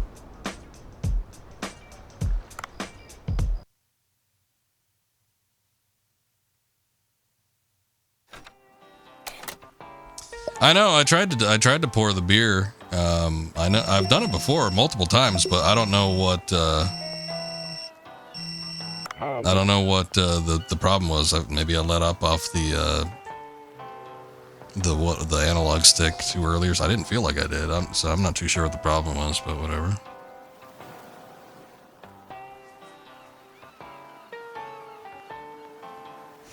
was awful. Who chooses this? Hello there, Dave. Have a good night's sleep? Well, I suppose so. You sound tired. Aha! Well, I stayed up all night working on something. What were you working on? I'll show you. Get on the boat and come over to the next to the fish farm. Okay, I guess. Ah, a farm. Whoa, what is this place? Heh. I tried some food at the restaurant. The sushi has anam rice mixed in, doesn't it? Yes, it's the only rice we could manage to find around here. Bancho has got superb skills, but you won't meet the picky movie director's standards with that kind of grain. Since you're staying here a bit longer anyway, I thought you might help me grow some white rice. Oh, that's very nice, thank you. The thing is, I'm not much of a farmer. What should I do first? I've seen how busy you are all day. I'll help you with a little with growing rice. Takes about a year in the real world to grow rice, but this is no rice farming game, is it? No, that's Sakuna. You won't be able to see results in 2 to 3 days. Oh, but the thing is, I've injured my leg. You'll have to pluck out the weeds. That'll prevent the insects from harming the crop. Oh, of course. If we can have good rice, plucking weeds is no problem. To think there's rice paddy all over the restaurant. That's really great. Haha, thanks. Wah! Glad to see you like it. Everybody's so damn jovial and laughing all the time. Stop it, people. You're weird. Oh, as for the state of the rice paddy, technology has come a long way, and you can use the mobile app to check on it. Caught rice, bitch. Welcome to the rice fields. The app is called Farm Now. I'll update you on the status every morning through the app. That reminds me. I remember when I used to be a novice farmer. I'd gone to a farming village in Thailand on a very hot day. I was resting in the shade when the white-haired village chief came over, looked right into my eyes and told me, Enough. Now, cool your temper. As it happens, I see some weeds over there. Go pluck them. You go pluck them. You can now visit the farm. The farm is where you can grow and harvest various crops needed for cooking. There it is. It's awfully sensitive. Okay. Good. Pluck the weeds out like that and I'll do the watering. Pretty sure that even a picky director would be satisfied with the rice of this quality. Otto will grow rice for you in the farm. If you don't visit often, remove the weeds, the soil health score may drop, causing pests to appear. No stick bugs around here. He said he was going to do it. He ain't doing it, but alright. I'll believe him. I'm just going to go to the boat. Dave, have you read the email you just got? Yes, it says there'll be a tuna party soon. Right, and it's tuna is sushi's best friend. We can sell them for a good profit. I haven't seen tuna in the blue hole for a while. It's the beginning of tuna season now. We will be able to make a fortune using this party. Ha ha ha. But isn't it difficult to catch tuna? I hear that they're very fast swimmers. Wahaha, that's why investment is needed. In the afternoon, I will bring a tool that can catch tuna. I will see you later then. Was he yelling at Animal Crossing later or earlier? Tuna Yacht Party. Hello, residents. Blue Hole Tourism Board here. Blue Hole is getting more and more well known, and interest is growing. In 3 days, a yacht party will be held. That's right when the director is coming back. As a lot of wealthy people will likely come. If there is a restaurant that can handle preparing high-class tuna dishes, this could significantly increase sales. We ask for your support until it becomes the best attraction in the world. Blue Hole Tourism Committee. Alright, a lot of stuff going on. Who made the jellyfish-shaped fireworks? They're so cute, says Glenn. Food beyond my imagination. Wolf eel tail? It was amazing.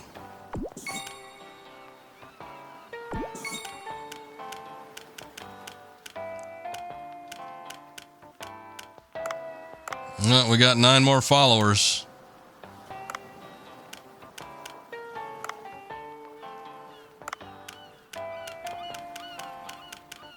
Okay, let's see. Got that clown, we got the pictures of the manta ray, and then we still have to do stuff for the sea people, so got our work cut out for us. Oh, there's the weapon charm. Extra 15% of the gun base damage is added. Okay. I thought that was something that we'd have to do when we were making weapons, not actually something that was equipable here.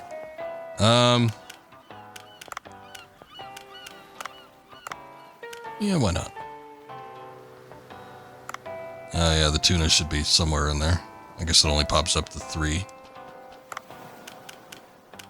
Let me take a look at the management app. I guess we can't actually hire people from here.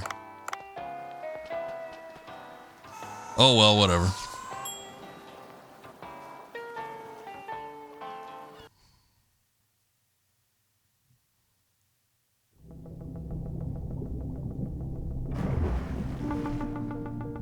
So graceful.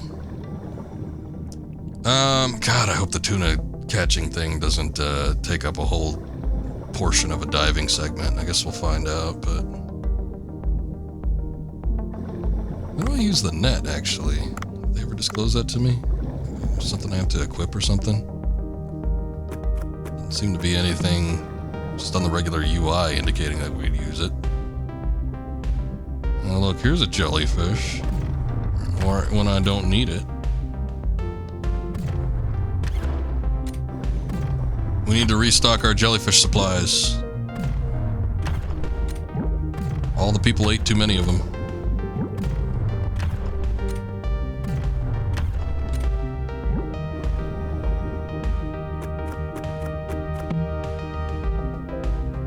Lightning harpoon. I guess it's better than the basic one we have. Why not? Cheap Japanese sword. I'm good.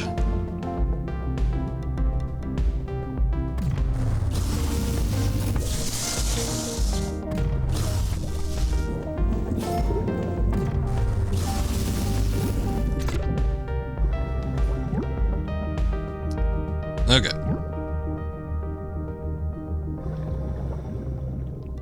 Actually, I'm trying to think of what they said about the light installations that we need to do for bacon. I think he said something about 20 meters up, which isn't all that deep. Maybe it was 200. I don't know. I don't know why you'd need lights so high up.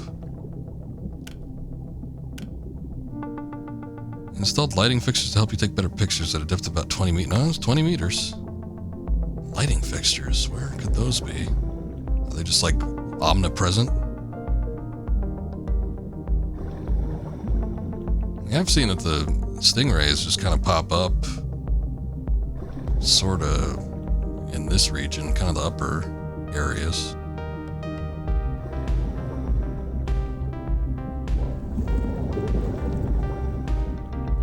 No clue where they're at though.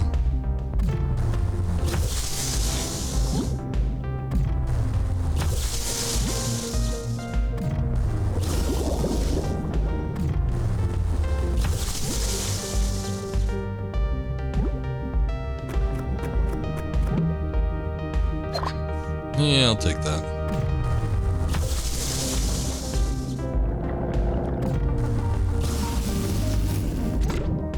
I think we need that Titan triggerfish for the dish that Boncho needed, so probably doesn't hurt to get it.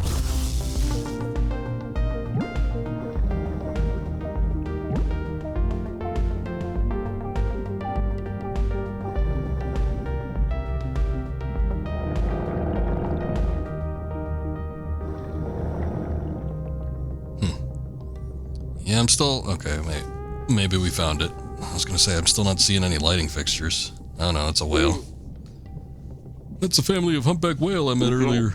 Should I take a picture? Sure, why not? Splashing water.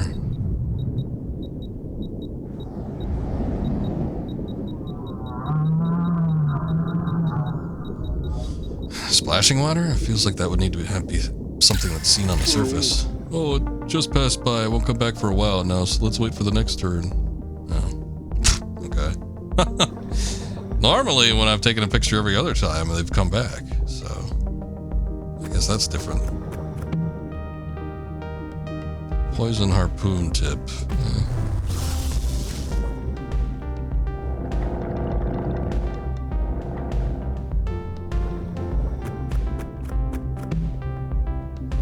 we're too high up, but I feel like I went pretty much everywhere we could go where there's about a 20-meter depth, and I didn't see any sort of lighting sources or anything like that, so...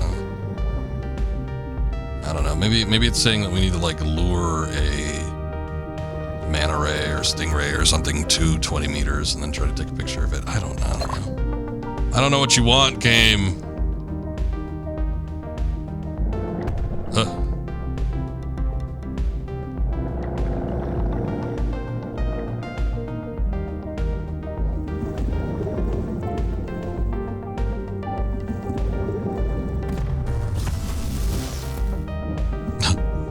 Found something else to get interested in.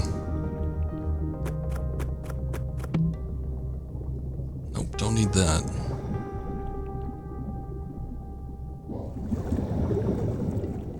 Yeah, of course, lionfish trying to come after me.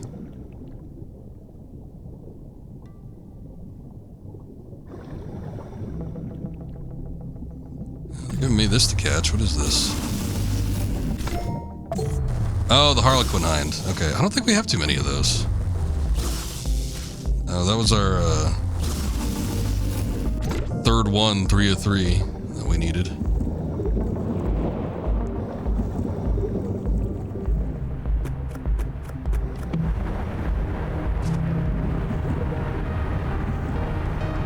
Take me away.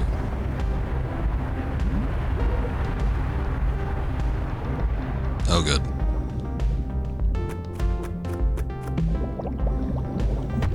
Ugh.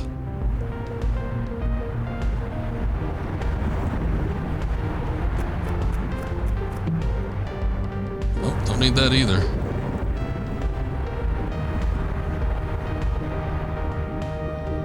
It'd just be like we found some gold over here, and then when you turn your back, they start shooting you with cats. I hope not. Planet of the Apes situation when they discover how to use guns. It won't be pretty.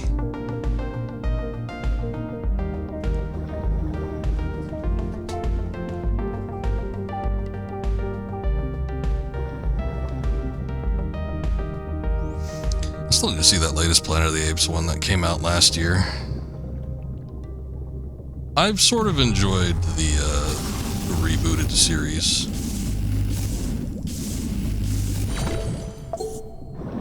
They've been decent. God, the original, I remember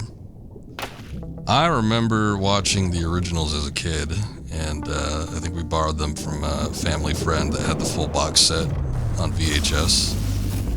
And yeah, after you get past 2, what the hell were they thinking with that series anyway? It took such a weird turn for like sequels and stuff. Nothing really ever made sense for like longevity preservation. It's like normally with series, it's like when you make sequels and stuff, it's like, oh, you want to keep people interested and have a lead in or something to the next story, but it's like at every turn it always felt like they were trying to like cock block the next movie from coming out, if they even wanted to. The third one was not a musical. No, I think the third one, I forget the name of the originals. It's been so long since I watched them, but I think the original third one was the one that first like had the original Caesar. I think it's what it was, and I think that was the one with Malcolm McDowell maybe, and that was the one that kind of like it was like the super prequel that showed, you know, humans entrapping intelligent apes into slavery, and then there was the uprising at the end. And in the original cut of that film, the apes were supposed to take over and like kill all the human captors, and you kind of see them take over the world and stuff, but they had changed it in the ending where it was just kind of like, and now that we've beat the humans into submission, maybe we can attain peace. And they tried to leave on a high note, but it didn't really work out. But it just kind of felt like a half-assed ending by that point. It was really disappointing. And then 4 and 5, I don't even remember. I think there's 5 total of the original series. I don't even remember. The last one was really bad. It was like TV movie quality bad. They started to give up on like the makeup and everything.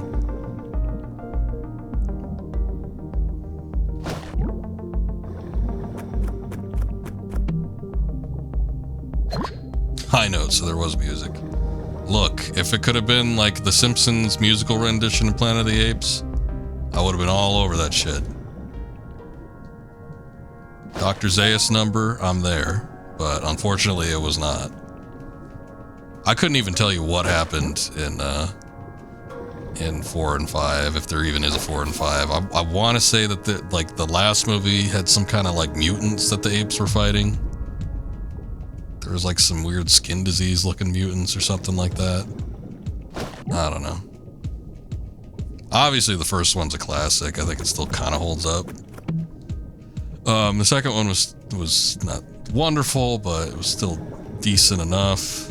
But then it just ends with the nuclear bomb at the end, and it's like, I don't know what they were thinking with that. I gotta rewatch those movies again. I gotta watch them with like director commentary or something like that, so I could tell like, what were you guys thinking? Like, what did you hope to achieve with this movie at this point in time? Definitely with the reboots, they were more coherent. And I didn't even really think that the first one was anything special, but yeah, they were a lot better than most of the original series of those films. And I kept up to about, I think the third one. I think the one that came out last year is the fourth, I'm pretty sure. But I do remember thinking the second one was pretty good. I thought it was better than the first one.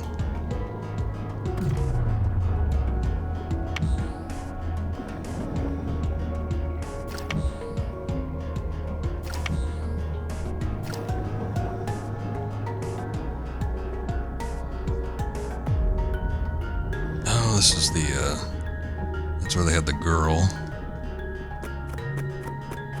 This is not what we want.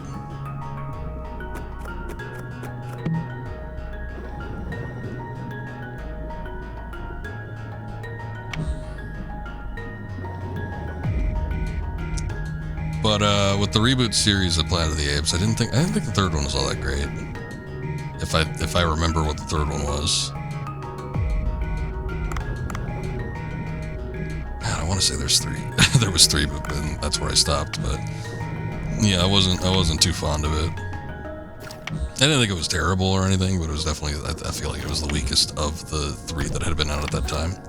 And I don't know if the fourth one was a return to form or what, but I feel like I got the impression from like people talking that it was a step in the right direction. I gotta say, I forgot that series has been rebooted twice, but I actually like the Tim Burton one. Boy, people shat on that movie when it came out. I remember just a lot of people harping on it, but I couldn't even tell you what. I gotta rewatch it again. It's been a while. I probably haven't seen it since it kind of around the time period when it came out. Maybe a couple of years after that. But I was in my teens at the time, so I don't know if my opinion on movies matured to a degree where I rewatch it these days and I'm like, boy, what was I thinking? But yeah, a lot of people shat on the Tim Burton reboot that came out like in the early 2000s, I think it was, but I remember liking it. Oh, hey, look, the grenade launcher, finally.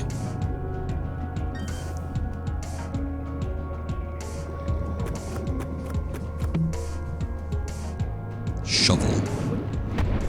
God damn it.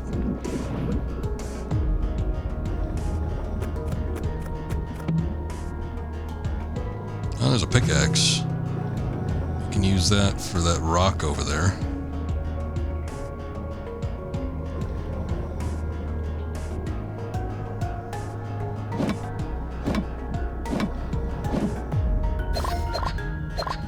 Another thing I didn't like about the Tim Burton one was it ended on like...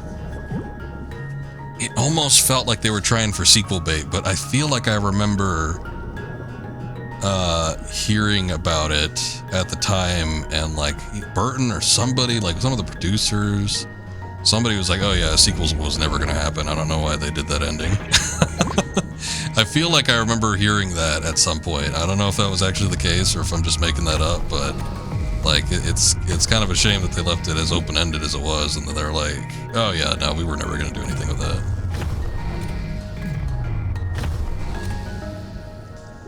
Honestly, they keep going back. I don't know if that movie ever developed like a cult following or something like that. Probably didn't, but they keep going back and doing, you know, like these sort of soft reboots to series and picking up on sequels that, you know, never happened or whatever.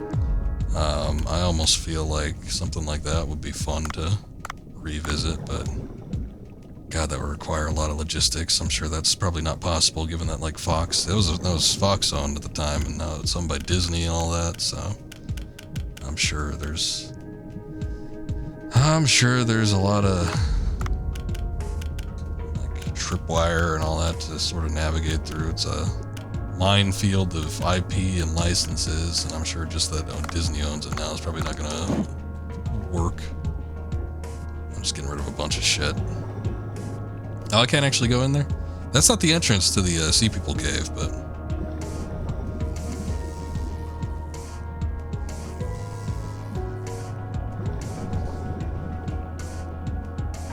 to be honest, you'd probably sequel bait just to mess with people, go out on a confusing note, make everyone mad, like Boruto?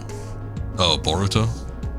I guess I don't know what the ending to that was like, but it seems like a lot of these manga and animes these days don't seem to end in ways people like.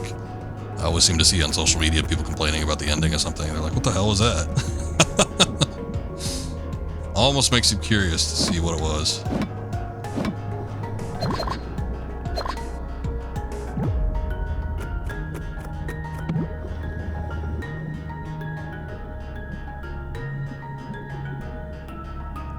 Flame triple axle. Oh, we could disassemble these things?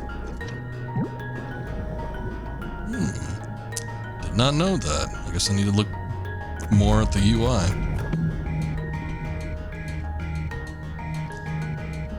You mean the ending like Naruto? Oh, okay, I gotcha.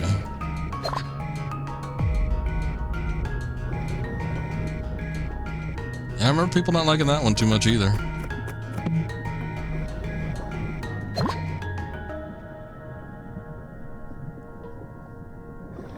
I'm curious what the ending to One Piece is going to be. That's the only, like, modern series that's been running that I've actually had some kind of interest in.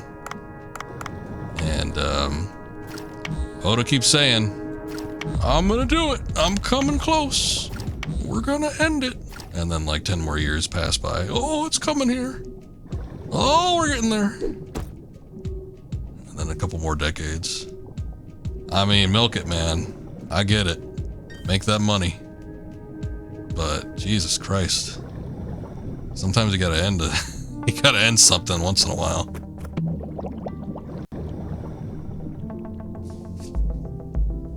You get spoiled on the ending to Danganronpa 3. Oh, is that game series? Actually got you to be a fan of the game. Well, at least that's good.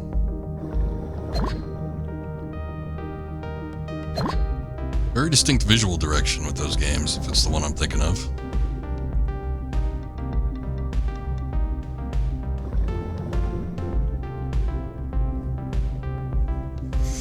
I think Oda had made all those announcements, though. Oh boy, would that have been 2023 or 2022? When did One Piece Odyssey come out? I got that piece of shit on launch day because I was curious about it, but I think that was 2023 actually, so it wasn't last year. So that was 2 years ago when he made those announcements. Maybe even 3. I think it was like, if it was 2023, he probably made those announcements like latter end of 2022. He's like, I got the new movie coming out. I got the new video game coming out, and we're gonna be wrapping up on the series pretty soon here. I gave up after the time skip. I really haven't taken a look at One Piece since then, but I did enjoy rewatching all the way up to the time skip fairly recently.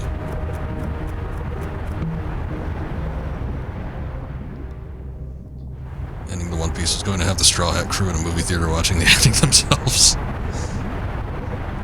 I would love it if it was something like existential. It should be like the ending of 2001: A Space Odyssey.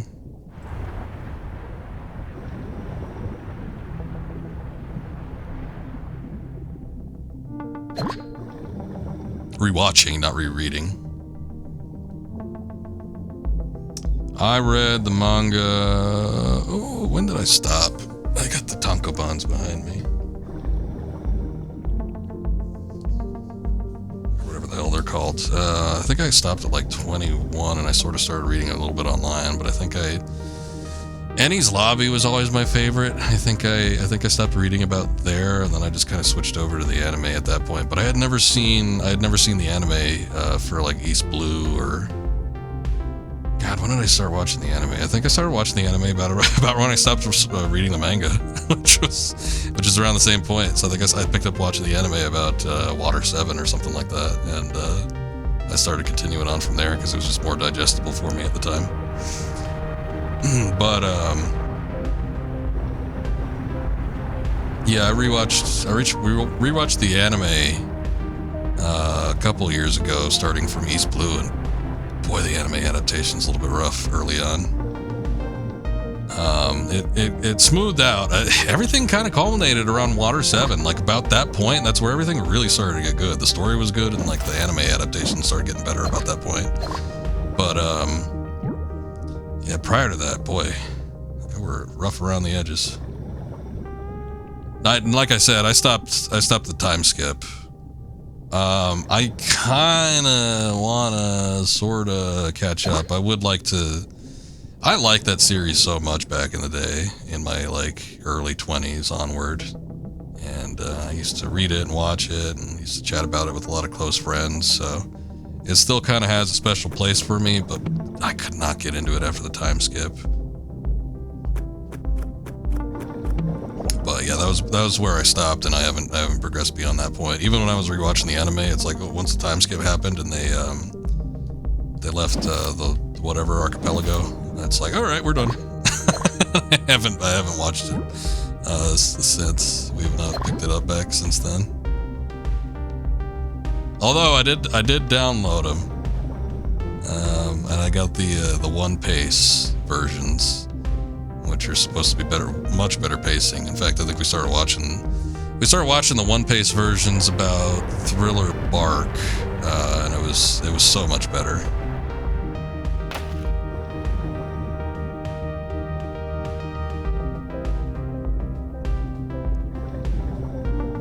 Although I will say that I think they started around Thriller Bark, and then retroactively they went back a little bit further. But I think around Thriller Bark is when the One Piece editors started working on the series, and it was a little bit choppy, just a bit.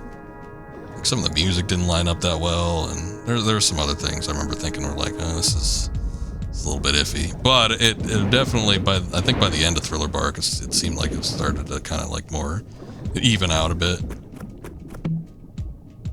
Everybody says there's every time I hear about an arc that's like post time skip, everybody's like, oh yeah, that one sucked. That one sucked. Whole Cake Island, that one sucked. Dressrosa, that one sucked. So it's like I always hear, but I think it's just from like jaded longtime fans, which, hey, I get it. But I think that might be the case. It's like there's always like every single arc that's come out after that, there's always somebody that's saying, oh yeah, that was the worst thing ever.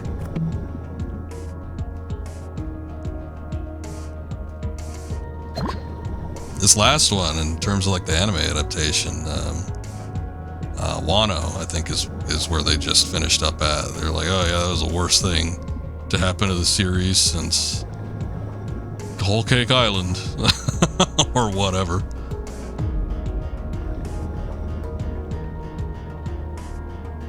Anime Dressrosa has bad pacing and ruins a good story.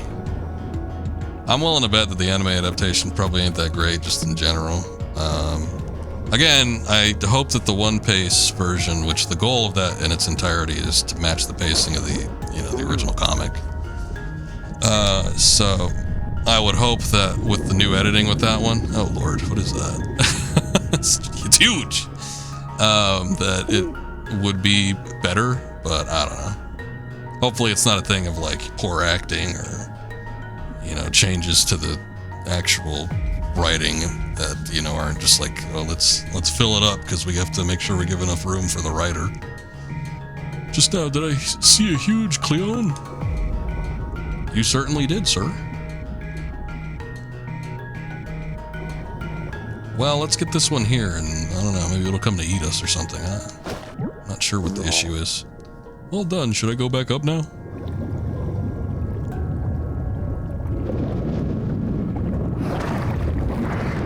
Oh Lord.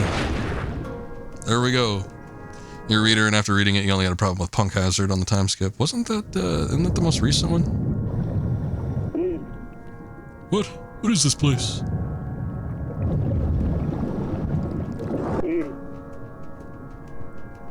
I saw that the CP9 are back, which, again, Annie's Lobby, Water 7, those are my favorite. Oh, Egghead is the most recent. Okay. Water 7, Annie's Lobby, those are that's my favorite arc in the whole series. So, I don't know. It's probably not going to be the same, but I was like, oh, I like those guys. Oh no, that's such a big clone. It's the queen. She's jiggling. Oh, probably won't get away without a fight. Whatever, let's defeat it first.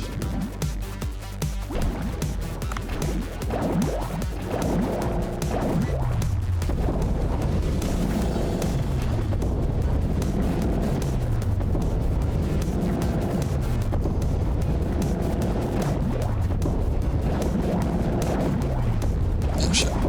Missed my last one. I still hit it though.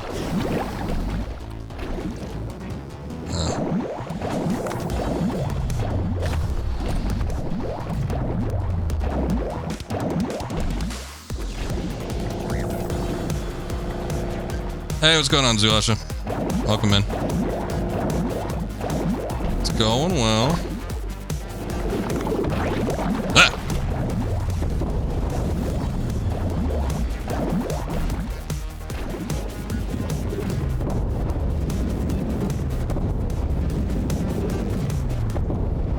There we go. Polecake Island is Annie's Lobby of the time skip. Think I might like that arc. If I like that. Maybe. We're talking about One Piece. Whew, what a monster. Or unless you're talking about the, boss. It's a, sea angel, but, like, really big. They call it, like, a Cleone or something. The C-L-I-O-N-E. I don't know how you say that. Never heard it called that before. Let me see if there's anything useful to pick up. There was a weapon down here. They're pretty looking in real life. It's a real thing. But yeah, this is like a massive version of it. What's that? Oh, the triple axle. Nah, I need the grenade launchers. We need to take it back up.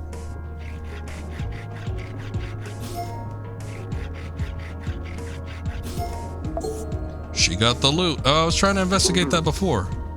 Oh, I see something shiny over there. I should go have a look.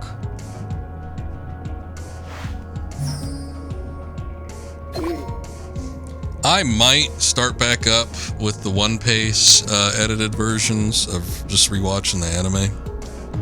I cannot be bothered to like read manga these days. It just takes too long, and it's like I feel like I could be doing something else. I don't know. I shouldn't have that attitude, but that's just, I can't help it. But yeah, I might end up getting back in the habit of watching again after that. It's just that the Fishman Island shit just. It's like, that's where I stopped. I'm like, I can't. I was reading it too. I picked back up because the anime at the time was like further back than the comic was. So I'm like, I'll just start reading this. And I couldn't get into it. I don't remember what it was specifically, but I'm like, yeah, this is not what I liked about this series. And I just kind of gave up. I'm like, I'll let it kind of like go for a few months, and then I'll come back to it and, you know, kind of see if I need to skip around, I'll skip around. I just never went back to it. I was like, whatever. And that was like 10 years ago. Oh, a photo of Maki. I'll have to take it back up. Weird that it would be here.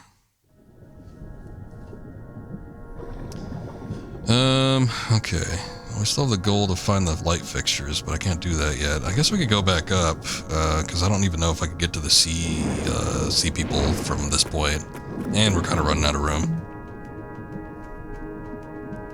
No, I had kept up with it. I wasn't on board with the idea of a time skip. I did not like the idea of a time skip, and I think it kind of miffed me just in general. I'm like, this is bullshit. But I was reading it, and I really liked the whole, the Ace thing. I forget the, Marineford, I think is what it was. That was like all super exciting. And then they had done the time skip thing, and I kind of wasn't into that. I was kind of miffed by that point. And then they had the meetup at the Shabandi, and like that's when I stopped watching it, and that's when I switched back over to reading it again. And I read a little bit of Fishman, and I'm like, I don't like this. And then I stopped reading it, and I was like, I'm gonna break, and I'm gonna let it run for a while, and then I just never went back to it. Anyway, let's use the escape pod. Blue hole, female version of the blue balls. It could be. I don't know. We've been swimming around this thing for so long. Who knows?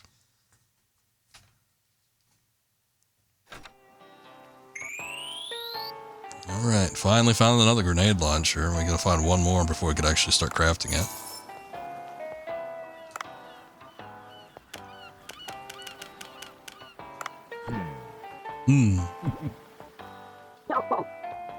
We're doing a little teasing, yeah. Well, let's hunt tuna for real, shall we? Take this. It's a steel net sensor trap. Even the swiftest and biggest tuna cannot escape this trap. And I got a secret weapon for today's hunt. The underwater drone. Took me quite some time to replace the one you broke last time. It's very expensive stuff to buy, you know? That wasn't my fault. It broke the moment I activated it. I made a big investment for moments like this. This is what a businessman does. Let me show you how to use that. Just follow my instructions. Dive in the water. All right.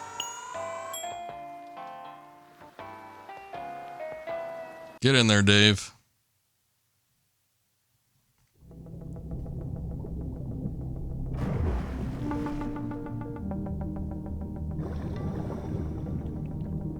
Seems like he's swimming faster than usual. Where are we supposed to go with this? Oh, okay. Here it be. Oh, there they be. There's the tuna. Oh, I see tuna. They're actually like life-size too. They're about the size, like compared to Dave, they're about the size as they would be in real life, whereas everything else is usually like blown up 2 or 3 times. The fish is big but fast. I'd love to catch them. Should I use a tool? Yeah, use yourself, Dave. Oh. Is that a trap in the... Jesus. There we go. Oh, we got one.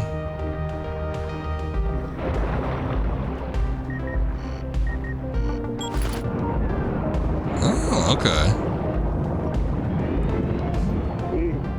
Unmanned submersible retrieval. Oh no, I'm not a big anime guy in general. Probably count on one hand all the ones that I've gotten invested into. But yeah, especially long running, especially shonen series, definitely not. But like long running series, very very finite. I don't know what I've seen of that Dan. I know a lot of people talking about it. I don't know. It doesn't look like anything I'd be interested in. My friends had recommended like One Punch Man. I'm like, I don't think so. I did read the first couple, big books of My Hero Academia, but I could tell fast that it was not going to be something that held my interest, and I think I was right. And a lot of people seem to think the writing fell flat after the first few books or chapters or whatever you want to call it. So I got out of that one pretty quick. JoJo, I like a lot. Yeah, I kind of want to. I've only seen the anime adaptation, the David anime adaptation, but I actually like it quite a bit. It's right up my alley with just like how weird it can be. And the David adaptation is such great visuals and music too. So, but I've liked that one so much that I actually might want to read. I know that they're adapting Steel Ball Run into an anime. It's probably going to launch in a year or 2 here. But I might want to read it. I hear that they're kind of dropping in quality, which is kind of bad with some of the later ones. But these manga writers, they can only go so long. You started watching. Is it wrong to pick up chicks in dungeons? What a title. You like it so far? Have I seen GTO? What the hell's GTO? I don't think so. Put GTO into Google and there's a Pontiac GTO that pops up. Great Teacher Onizuka, I guess, is the next thing I see. Nope, haven't seen that one.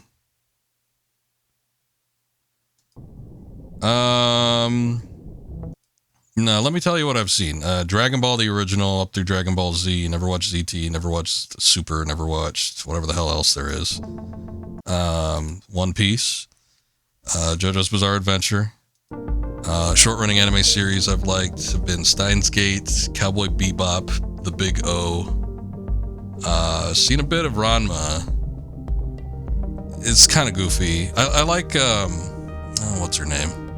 I like her stuff a little bit, but I can't get invested in it too long. Like, I didn't really like Inuyasha. I'd sort of watched it a handful of episodes because I had some friends that liked it. I like Invader Lum a little bit more just because it kind of has a more kind of goofy or short, 50-minute cartoon instance sort of episode. I just like the format of it.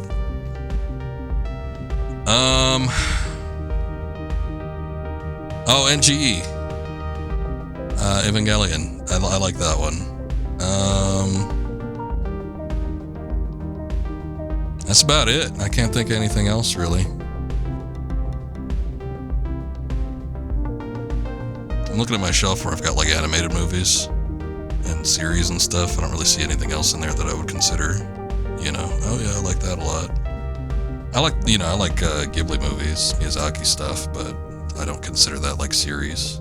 Those are just animated movies. Also, is it your new to anime? You got a friend you've been watched season 1 of it? Okay, those are fun though. Sometimes I like watching some series with a friend or two. I can get this big tuna without a problem. I am impressed. It's very powerful, so if you ever catch a big fish, use the drone. You'll need one of those drones to keep the grade of your catch. Fish with wounds can't have a high grade. I'll lend you that drone for now. It's a basic model without any options because it's expensive. Bring that to iDiver if you want upgrades. Now let's collect as many ingredients as we can before the tuna party. Alright. Salvage drone. You only have a limited number. It can be upgraded to the iDiver. Okay. That sucks. I don't even have another net thing to catch anything with, though. I bet you if I go up to the surface, it's going to count as a day used, so I think I'm manually going to have to go down and see if I can get to the sea people.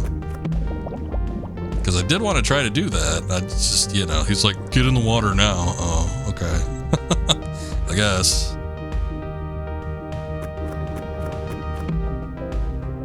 What is that? Oh, shock bang stick.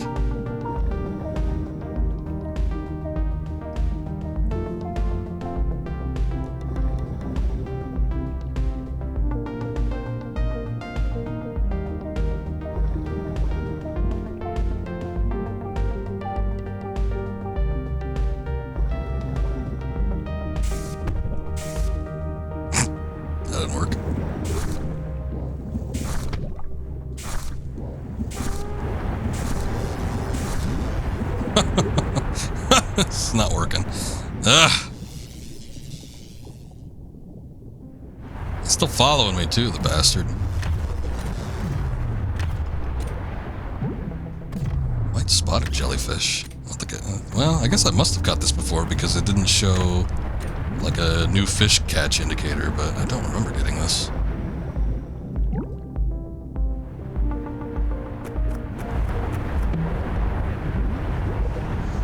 As a kid, I used to have a couple anime-related tapes, but you wouldn't think that they were anime. But I had the little koala bear adventures, which I've found some kind of repository YouTube channel that has a number of them. So I've always been kind of curious to go through and see what the rest of them are like. But I had a tape that had like 2 episodes of it, and I'm like, oh, I love this show. It's so fun with the koala bears. But that was like made in the late 80s or something. I was reading up on it one time. Apparently it was made because Japan had just received their first koalas from Australia, and there was sort of like a koala craze going on. So some studio had made a koala anime, and there was another studio that made another one. But I had seen the koala bear adventures, But I had a tape of that as a kid, and I also had a tape of Jungle Book anime, which it ended on a cliffhanger. And as a kid, I always wanted to find the next episode so I could see what happened.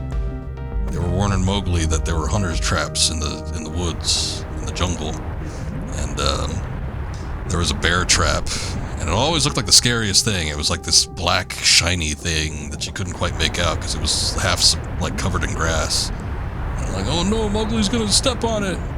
But when they showed that he was like running through the jungle and he was almost gonna step on it, that's when the episode ended. And I'm like, oh no, I need to see if he steps in it.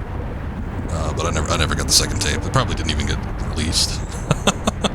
But I've since found that the entire series was released on DVD. I was thinking about getting it at one point, but I did not.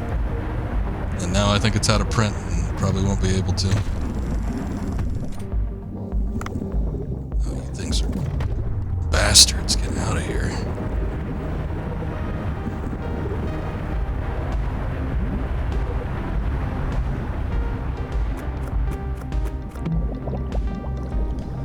And, you know, there were other things as a kid I used to watch. I probably wouldn't consider them anything special these days, but we obviously talked about when I was playing the Pokemon Red game last year. You know, I watched the Pokemon anime, and I don't consider that, like, quality anime in any regards, but I watched it. Same with Digimon. So, I mean, there's been other things I've seen, but stuff that I still like or would consider good in this day and age, probably few and far between. Just like those handful that I listed, I would probably say I still like. Some of them, it might be a while since I last saw them, but I think they're still probably decent enough.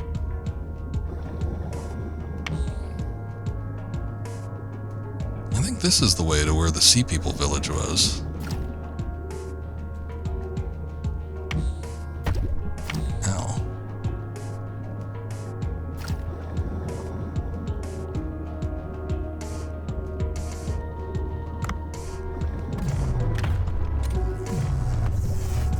Oh, jeez.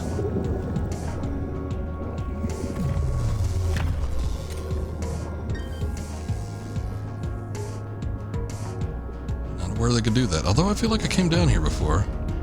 There's a little sign pointing this way, but I don't know what that's... Oh, you know what? Okay, hold on. Yeah, right before we got into the Sea People village, I guess we did go through that boss area. Maybe there was something down here that we needed to get into first.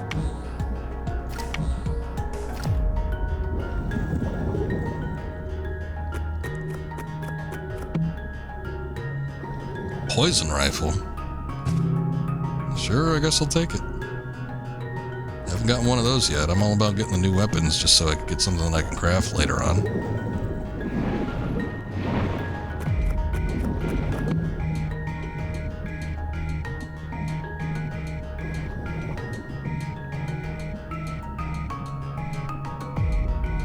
Can't go that way.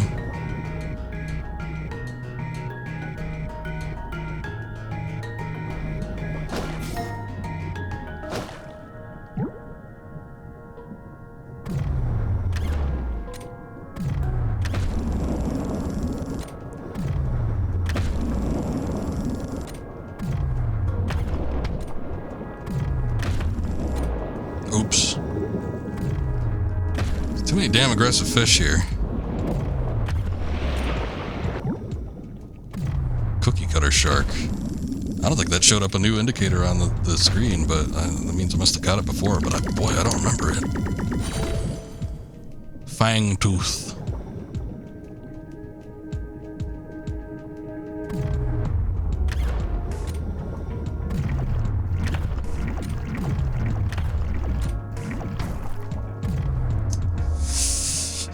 Yep. Don't suppose there's an oxygen tank around here somewhere.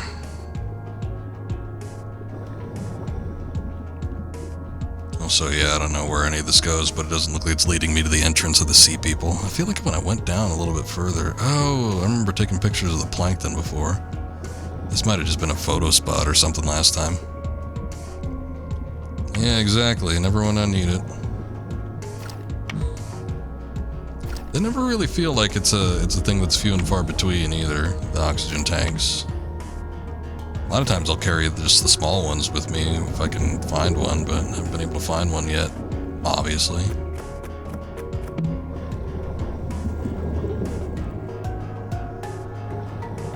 I think we need to go down a little bit further.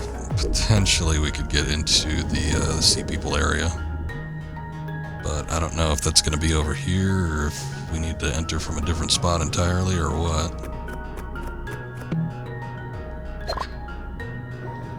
There's the underwater scooter. There's some air.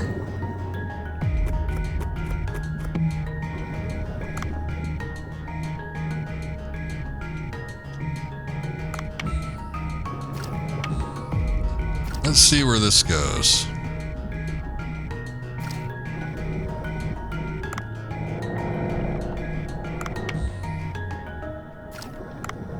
Was I already here? This looks familiar.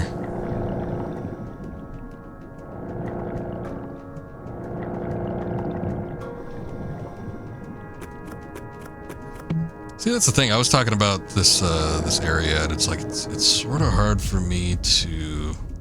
Oh, look! Okay, this is the chasm, so this should get us there. It's hard for me to kind of identify what I've already been to because there's so many of these areas that just look the same.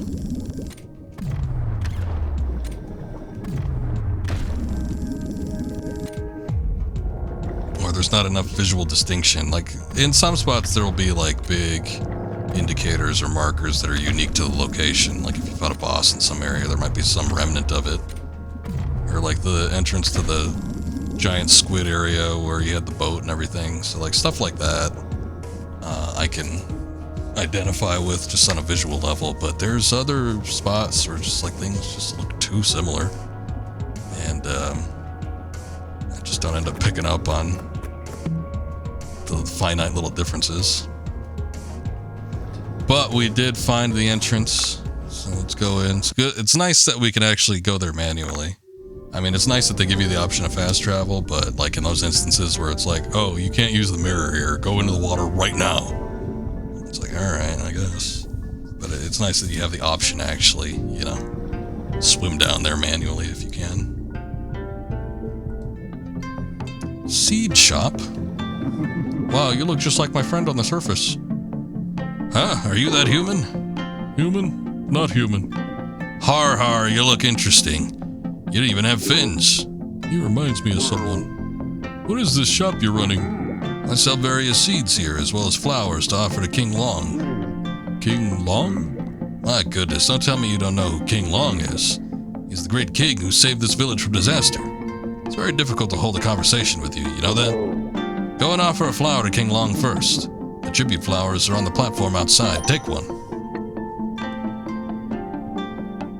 If you say so. Got some really big doors here. Oh, you don't even use them. You just, like, go through the window.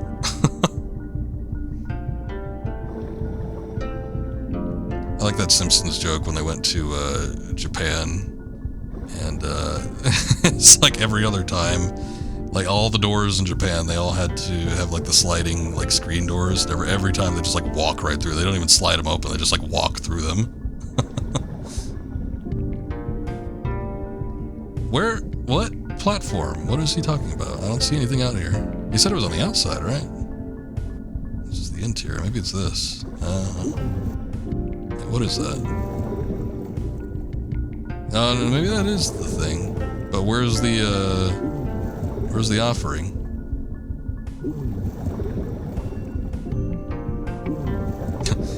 Like in the bottom right-hand corner, just I'm guessing that's the king or whatever. He's just like silently judging you. Oh, I don't like the look of this guy.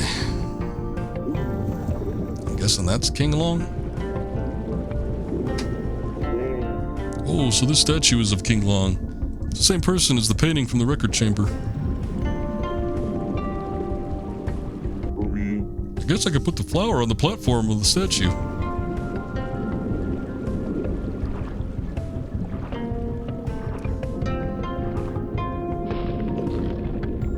Beautiful.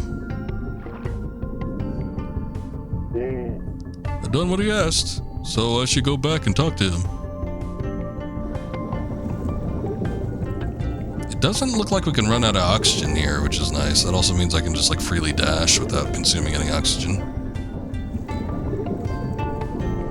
It's like in Mother 3, the mermaid men that'll just like lip lock with you in order to give you more oxygen. That's what these guys are doing all day long. I did peek a little, and it seems you did okay. Even so, I can't just trust a human who doesn't even know what King Long has done. Go and do a bit of reading or something.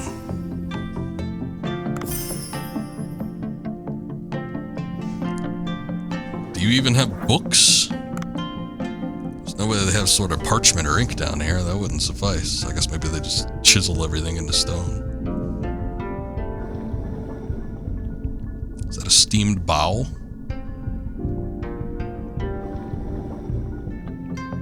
Mima's restaurant. Well, well, are you the human we've been hearing rumors about? Ha ha ho, you don't look as scary as I expected. My name is Mima. I run a restaurant in the village. I'm Dave. I'll be helping out at the village for a while. Ha ha ho. Receiving help from a human, I never considered it a possibility before. Let's see, it's not like I can ask you to cook. My goodness, I forgot. Ah Wang and Na Wang ordered lunchboxes. Oh, the gatekeepers that were whispering earlier. Yes, would you perhaps take the lunchboxes I left in front of the door? They should still be on duty at the gate. Please help me out, human. Menial tasks, but... No. Where? I don't know where they are. Are they not here? Yep, the food at Mima's is so good. It's really different than the food at home. Where do you get your ingredients? Been coughing a lot lately. Hot soup is just right for this. How do you eat soup and water? Humans ask such strange things. I guess if it's thicker than the water, it probably has some sort of consistency where it can sink.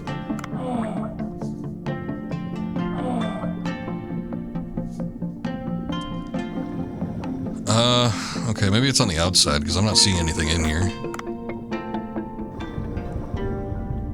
Oh yeah, there it is. You have to use the grab mechanic. I guess it makes sense.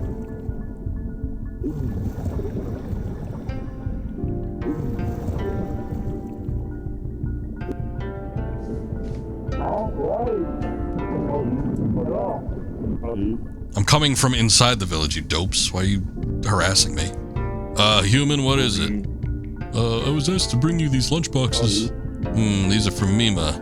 You didn't add poison on the way here or anything, did you? What? Why would I? Well, alright, give it here. Good work, I suppose.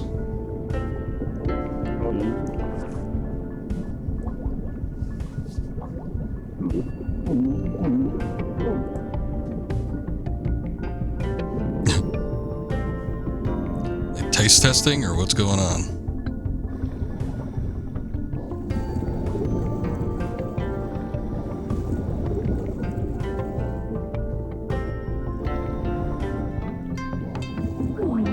Oh, you delivered them, didn't you? Haha, humans are not half bad. I'll tell you if I need something done again. Alright, we got 30 credit. The king is now stroking his Fu Manchu. Yes. I think that just takes me back to the boat since it's a mirror.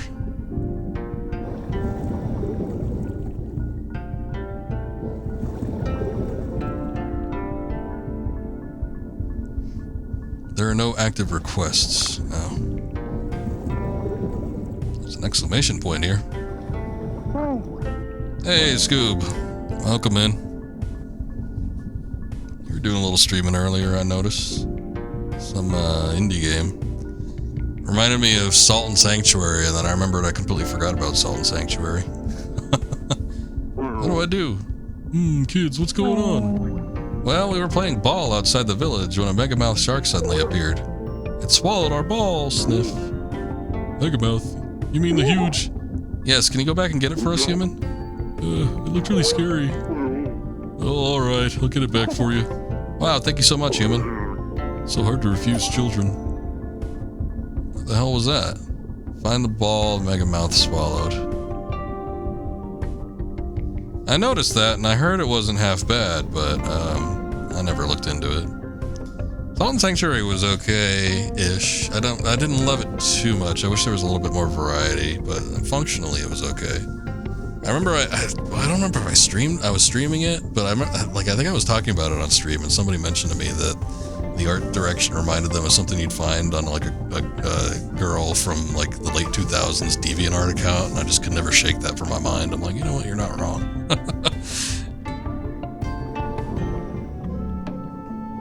Oh, you're joking! Pepper and Shelter. There is actually a sequel to Salt and Sanctuary, and it looks completely different. I've heard people say that it isn't bad, but that was a good one. But yeah, I don't know if it has the same gameplay mechanics or what, but from what I saw of it, it looks like the art direction completely changed. It no longer looked like weird little emo puppets. Salt and Sacrifice. Okay, that's a sequel. It's pretty good. I might check it out, because again, I didn't mind the first one. I thought it was kind of neat in some aspects. It was a little bit difficult. I remember it being sort of rough around the edges too. But I kind of liked exploring the areas and stuff. I thought it had like neat locales. I just wish there was a little bit more variety to it. I did not finish it, but I probably put a solid like maybe 15 hours into it. You're not feeling well? Human, none of your business. Cough. You look very ill. Should I bring you something like coral porridge? Coral porridge? How can a human make sea people food? Ramo had me bring this before. Lies, humans can't be trusted. Well, it looks like it's needed, so I'll ask Boncho to make it. Ingredients were feather coral and lily coral, right?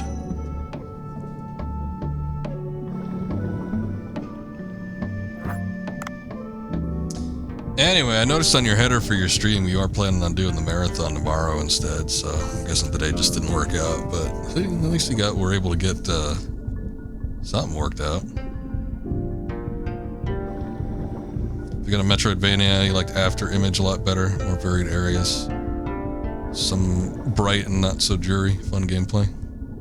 That sounds familiar. I bet you I'd recognize it if I actually saw it, but I can't picture it like right off the top of my brain. The game parlor. Oh, what do we have here?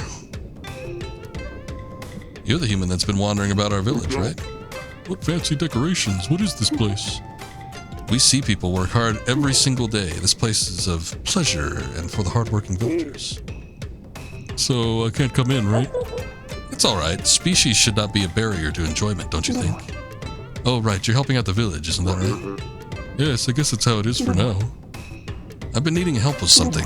This establishment operates seahorse races, which are extremely popular.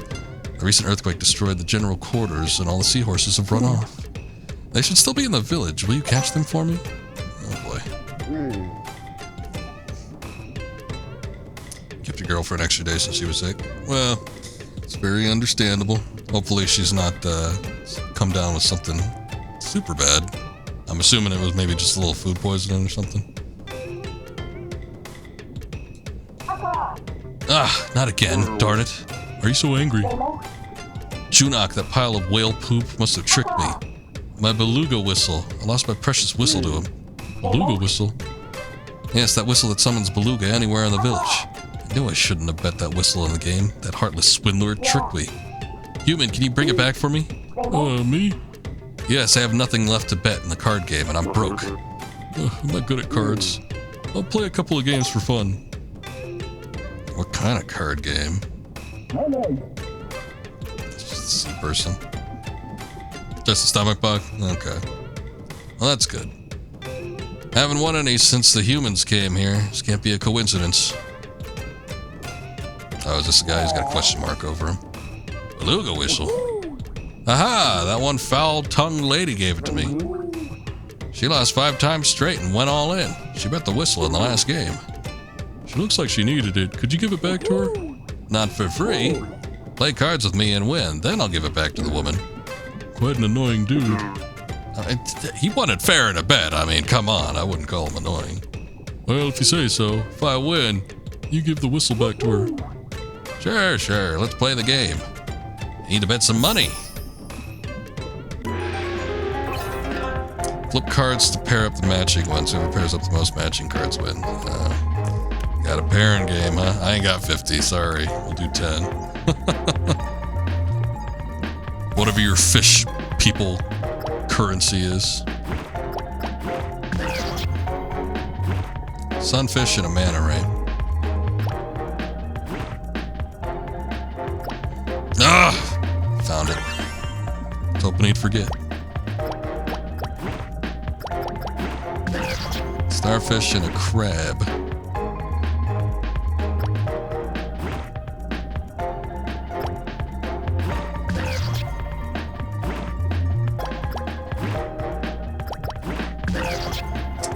This can be difficult. Got like a clamshell. Oh shit, he's gonna. Oh, he forgot where it was. 2 crab there. Clap like a seal, Dave. Ah, you bastard. I guess he did just get that one.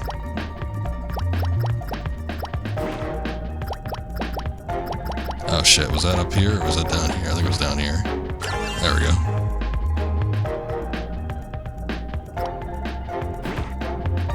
No! No! Always one step ahead, that bastard. Oh shit. No, damn it. I forgot where it was. I think it was next to the... I think it was next to the crab, maybe?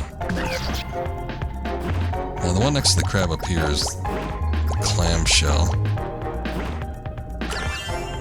So I got that one.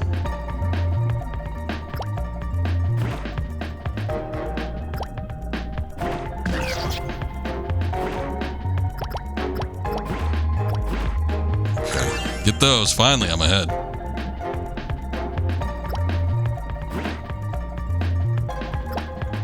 But I get the last one, since we're taking turns on this. No, I get the last one. Oh, okay, good. good. I thought they were going to call it a tie. They're like, well, there's no more plays left on the board when there's 2 cards unturned. I'm like, you bastards. Ha! Can't believe it. I was beaten by a human. This hurts my pride.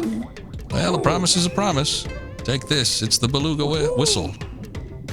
Give that to the lady over there.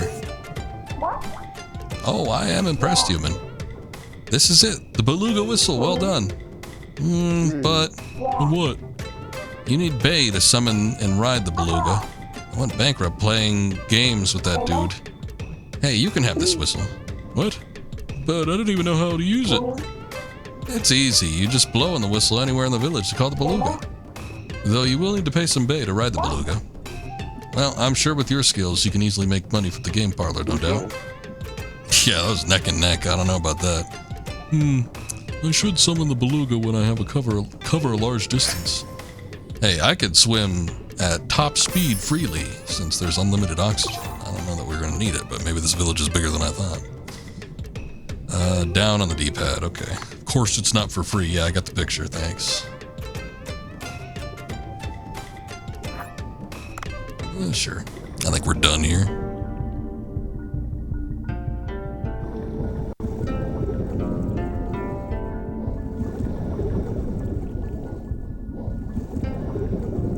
I see on the mini-map there's another exclamation point.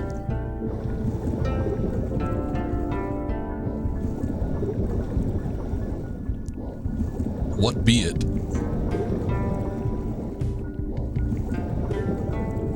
Is it you? Huh. No. It's like in the distance. I wonder if I can, can I go in any? I need to, like, go inward, I think.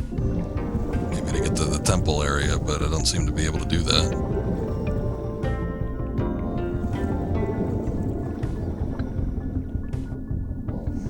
Just need to find out where the Megamouth shark is. What is this? Oh, that's how we get into the inner part. Okay. I knew it had to be something. You would kind of hope that it would just be something where you could just, like, move forward, but I guess when you're working with the 2D plane, it's a little hard to do. Oh, that's the guy that we're supposed to appease, so I guess we're not supposed to do that just yet. Tenjin's house. Reminds me of the Tenjin game producers for a lot of those NES cards back in the day. There's some company, it's like some 2-bit company that produced a lot of like non-licensed, officially licensed Nintendo cartridges. They always had like the shoddiest looking games. Every time you saw something that looked like a knockoff, it always had that Tenzin on it. Oh, you must be an outsider. May King Long's protection be with you. Hello, what is this place? Oh, this is where we commemorate King Long. It's also where we store records of our history. Ah, I've heard from Tenjin that you're helping out in the village. Yes, well, that's how it is for now. In that case, there's something I'd like your help with. There's to be a wedding soon here in the village. A recent earthquake has destroyed the stone slate we need for the wedding, however. I should have been more careful about storing it. That sounds like a big deal. But how can I help you with something like that? In the days when we sea people roamed the seas freely, we left some records in human waters. Oh, you must be talking about the Sea People record chamber. There should be a stone slate in one of those places for certain. Please do help me out, human. It was a song for a wedding, right? I guess I'll go to the Sea People record chamber first. Alright, I'll try to bring back the slab. Would you do that for me? I'm truly grateful, human. May the blessing of King Long go with you. Oh boy, this one's gonna take a minute. I was thinking there's probably not going to be a Megamouth shark around here that I could just, like, fight willy-nilly, so I assumed we had to go back outside the village at some point, but it's looking like we got to do several things to do that. Hopefully it's worth more points. Seems like it'd be worth more effort. I don't know that there's anything else in the village that we can do, though. Oh, wait, we have to catch the seahorses for the gambling parlor, so we can still do that.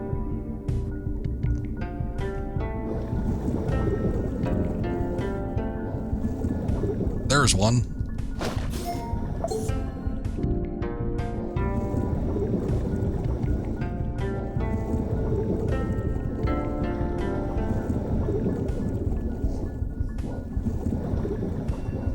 I think there's supposed to be 5 total.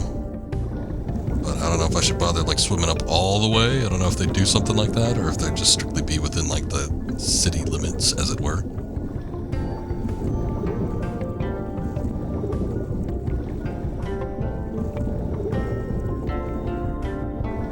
I guess I'm going up pretty high. It seems like it's letting me go pretty dang far. Top of the divine tree, huh?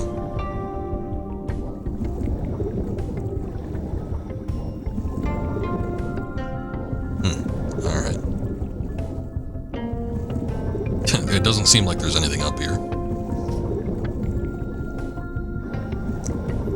There's always a lot of myths and legends about, like, different types of trees. Some, like, sort of tree where civilization started or something like that. Almost like the tree serves as like the catalyst for like creationism or things of that nature. For whatever reason, I've been thinking about Uncharted lately, though, and I remember the second Uncharted game wasn't too bad. I was hesitant to play it too. I did not like that first Uncharted game, but since we had done stuff like Tomb Raider and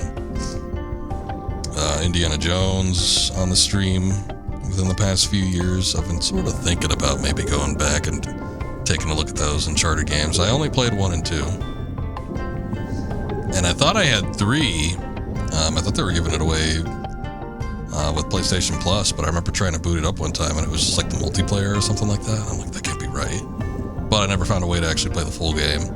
However, I think they gave away the Uncharted series for free during like the height of COVID. I remember there was like a stay at home and play type deal, and I think one of the games that they offered was like Uncharted.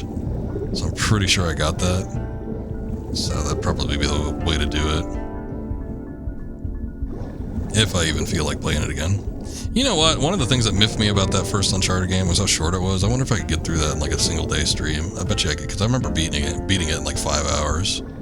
It was something ridiculous like that. My friend was raving about it, and thankfully he let me borrow his copy, because I would have. I was pissed for him that he paid $60 for that game. Like $60 for a 5-hour game? He's like, yeah, but you go back and like hunt for the treasure. I don't care. What difference does the treasure make? It's like, I don't even know if they look different in that game. I think they all look the same. You just scrounge around the levels for crap. I got through that game in like 5-6 hours, and it wasn't even that interesting.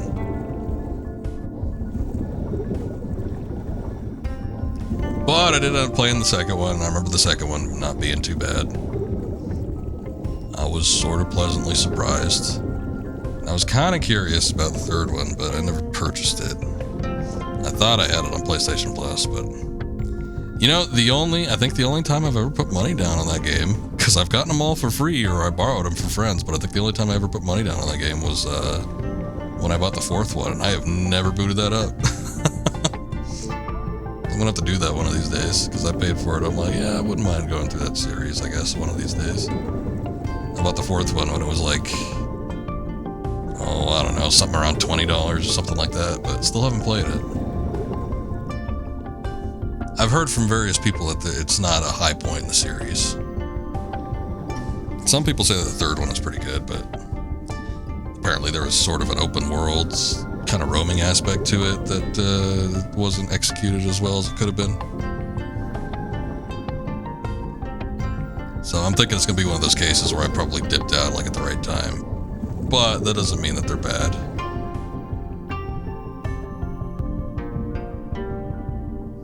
I am not seeing any sign of these seahorses. I got no clue where they are. I don't know if just like the little indicators are blending in with the background well enough or what, but maybe they're like inside places. They could be like inside the businesses and stuff that we've been to. I'll take a peek in one of them, or a couple of them, as I'm sort of working my way around.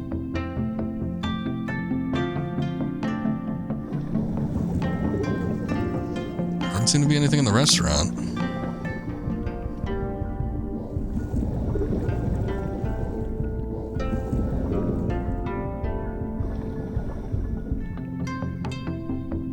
Oh, look. Alright, dwarf seahorse. Yeah, they're inside the businesses. We actually need 4 total, not 5 like I originally thought. So another one's got to be somewhere inside of a building, I'm guessing. I'm going to check, because it's, I bet you since it's a bigger place, it might be in Tenzin's place. So let me go check in there real quick, and then maybe we'll take a look at some of the other places. I was just in the record area, and I don't think there was anything in there. But there's only a finite amount of places that we could actually investigate, so... Oh, yeah, look, I was right. I knew it. It's a bigger place, so it'd have a little... I mean, it's right at the front entrance, but in my mind, I was like, it'd have more room to be hidden in or something.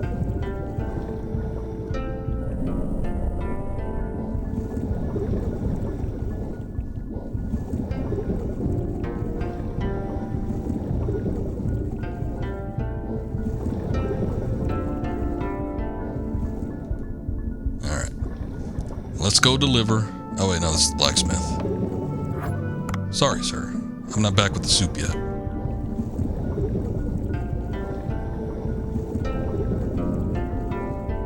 Here we go.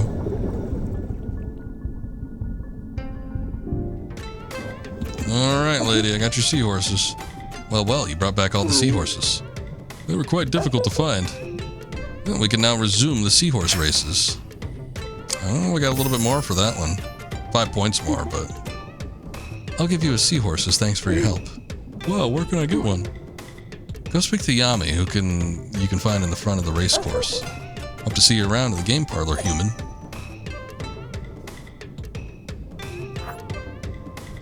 Oh, I guess that's Yami. Oh my, you're the human. I'm Yami. I'm in charge of the seahorse races course. Oh! I heard you caught all the seahorses that ran off. Thank you so much for that. What a weird noise he made. I heard from Linchin already. Well, we'll give you a nice, strong seahorse as a gift for your efforts. Jayakar's seahorse. I hope you're not planning on eating that thing. Whoa, I've seen so many seahorses like this elsewhere as well. Can they also race here? Of course. Bring them to me and I'll register them for the races. Ah! Since you're here, why don't you try registering your new seahorse? Select the register menu. Oh, God. Alright, tutorial time. This is where you can register seahorses you caught for the races. Why don't you try it out now? Good. Next, select the race menu to get ready for the race.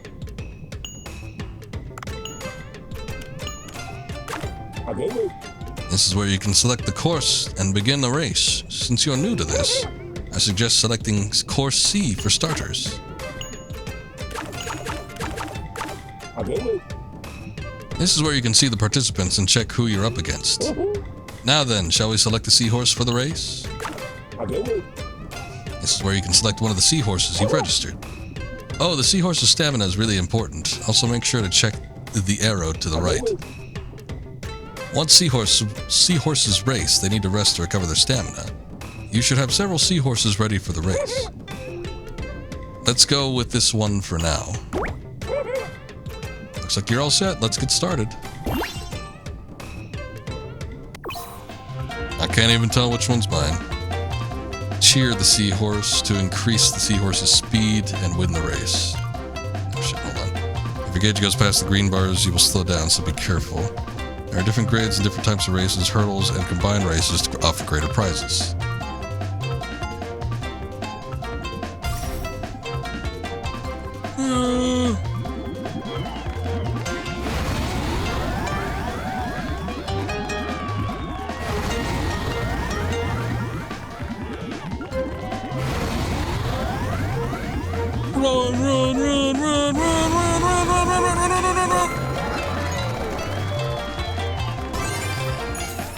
Wow, we did it.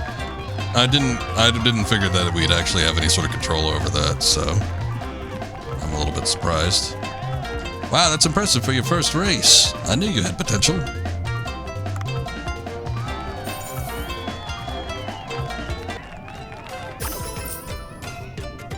New race is unlocked. Got a little bit of money out of that too. I'm good on doing that again. GG, thank you. I'm sure they get more complex. I saw that there was a button for like hurdling or jumping or something like that, so there's probably little obstacles and they get a little more dynamic, but that's alright. Honestly, I think at this point it'd probably be best for me to warp back to the boat. I don't think there's any other quests that we can fulfill just immediately right here. We can go to the record room, and then the Megamouth Shark, I feel like I only ever see one in one particular spot that's kind of like halfway down, but it would take a while to swim back up there.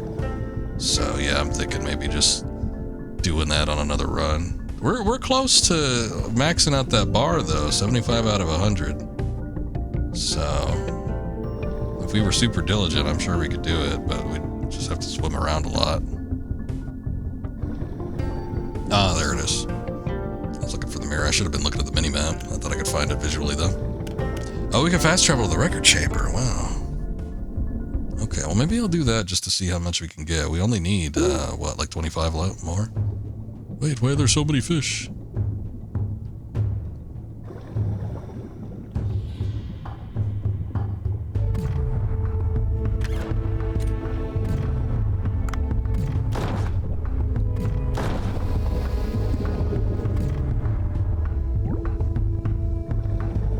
Barracuda.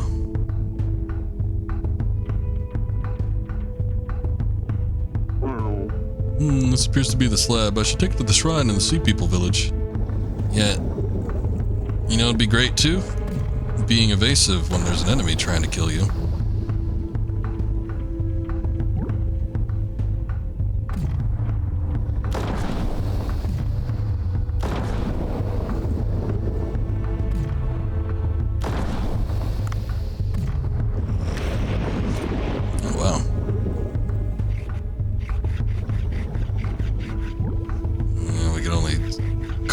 One up.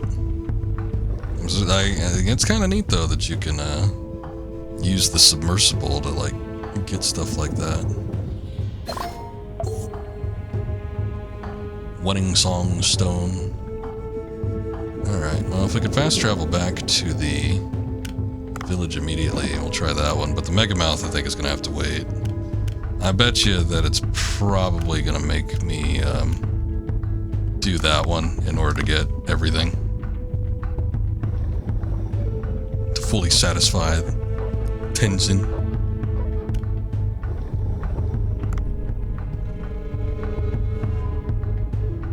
He does seem like a man that likes to be fully satisfied.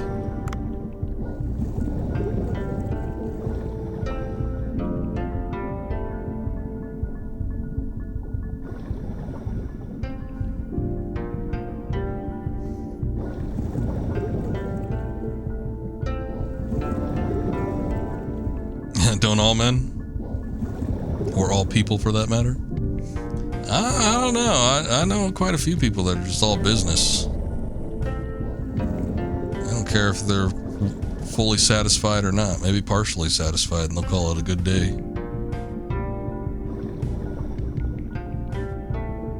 And that thing that guys do these days, new age men, it's called jelking or something. That seems like it's only partial satisfaction.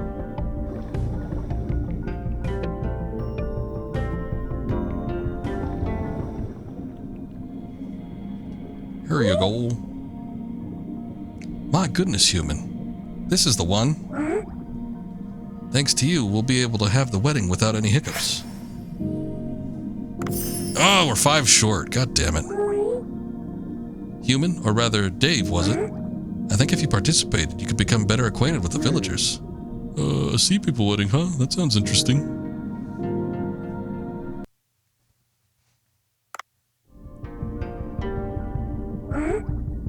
Here we are, Dave.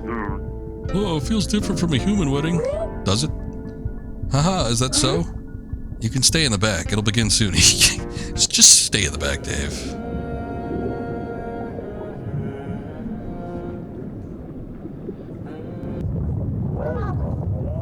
Uh-oh.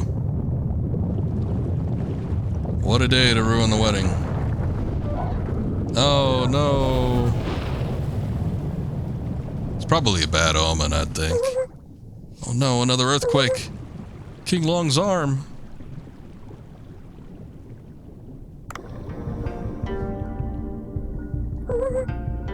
Oh dear, King Long. This is terrible. It's actually a very old statue. We don't have the tools in the village to patch it up. Oh dear, this is not good. Is it an omen of an impending disaster, perhaps? Hey now, calm down a bit. Maybe Cobra will have something. I'll try to see if there's anything we can use on the surface. Just wait for a bit. Oh, Dave, please do bring back something. King Long, we need your protection. Seems like we need to protect King Long first before he can provide any sort of protection for us. I think that's it. 95 though, god damn it. I mean, he looks pretty satisfied. Look at him, he's nodding, he's smiling. But we've got several quests that we can do. We can either get the ball for the kids. I guess we need to go talk to Cobra to get something, or we need to get the soup from Bancho. So I'm just going to go back to the boat. We did quite a bit here, though. I feel it was rather extensive. A stone adhesive for use underwater. Let's see. Oh, good. It was in the corner here. Ha ha ha. That should do it. I should go back to the Sea People Village. I'll go back to the Sea People Village and attach the arm to King Long's statue.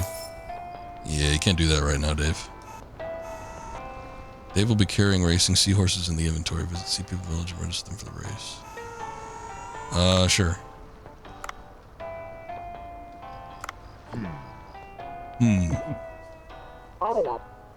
Dave, don't you wonder how the underwater drones locate sea creatures with such precision? Now that I think of it, it's pretty interesting. How do they do it? It's because the boat has a scanning feature. Oh, what is that? It's a feature that shows the locations of various vegetation around Blue Hole. It helps identify the exact location for the drones to navigate to. This feature can also help you spot ingredients or materials you're searching for. That's neat. I always have a hard time finding the things I need. Well, you do need to be close to whatever you're looking for to know its exact location, but it should still be useful. I added the tracking button to where it will be most practical.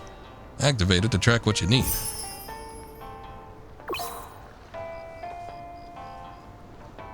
Find cooking ingredients and weapon materials more easily. You can check ingredients and the materials needed in the recipes underwater. Weapons can be registered at the weapon shop and the dishes through the management app for Bancho Sushi. Okay, we need to get back to the restaurant. Do a little bit of restauranting.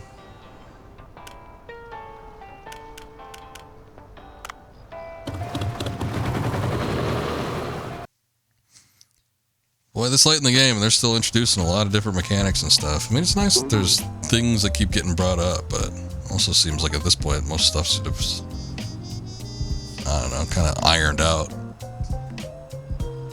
Here, Cleo, like you asked. It's so beautiful. Thank you, Dave. And I found this. Huh? Is this a photo of me? There was a huge Cleo, and I found this one in its home. There's a button on the back. I'll try pressing it. Static. It's him. It actually looks like the the photography man. Maki, it's your father. If you're watching this, then I've probably failed my expedition. I couldn't really take care of you with my busy schedule.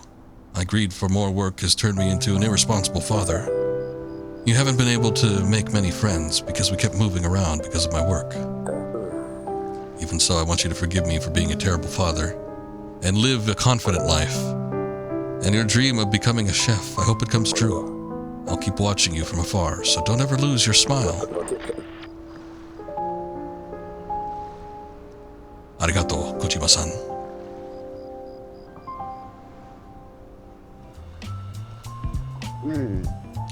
Seems to have cut off. Don't be too upset. It seems your father really loved you, Maki. Don't be too upset you just discovered that he's dead. Please let me work here. What, so suddenly? Yes, my father wouldn't like to see me so lethargic and sad. I want to show him that I'm doing fine and working hard. And as he showed concern for me and helped me, I'd like to help you as well. Bancho, what do you think? What a spirited child. I like her. You can start working here today, but you won't be getting any special treatment. Yes, okay. I'll work hard and learn to and become an amazing chef. Oh, good, and we just needed new staff. Okay, hold on. Speaking of staff, let's get to that. Okay, so we need... I don't think we're going to be able to hire both of them, god damn it. I feel like I need a server more than I need another chef, though, so... We'll get old Billy in here. Billy Zane, come on, you're hired.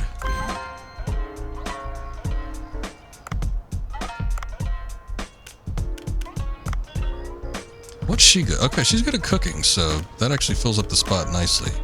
So we'll do that and do that. That works out perfectly then. Good, good, good. I was wondering if she was going to be better at serving or what. Maybe she'd like get into cooking eventually, but she's better at cooking right off the bat. She's better than Liu, who's level 3. She's only level 1. But yeah, that works out fine. Got a couple cooking points.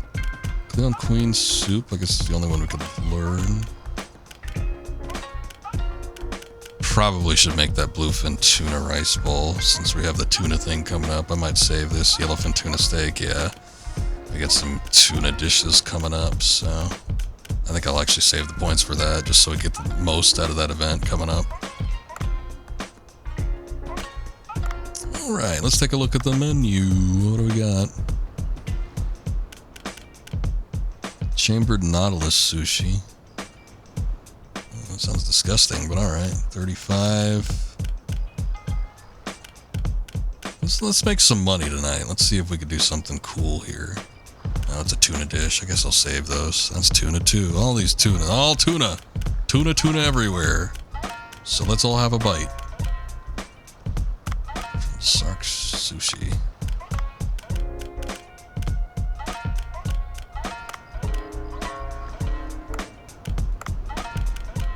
Got some leftovers for making that for Maki. This cookie cutter thing.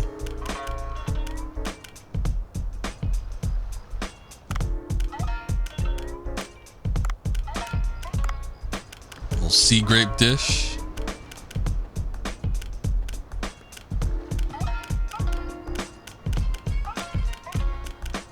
Some of these, I might just do like a bunch of, maybe like 10 of that. It's cheaper in price, but more quantity. It might get me something cool. I guess I'll forget about most of these like super cheap ones though. Get something mid-range, that's good.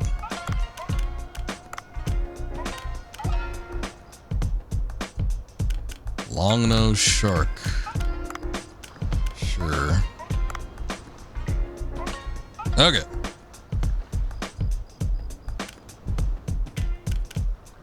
I think we're good. Let's open her up.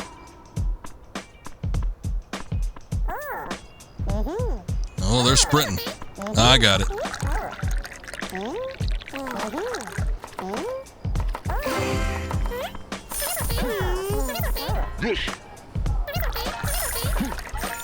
Oh, Billy's just going straight for the dishes.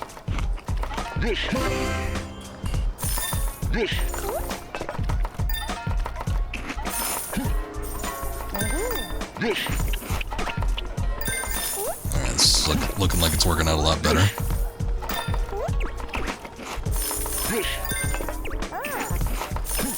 I got the long one.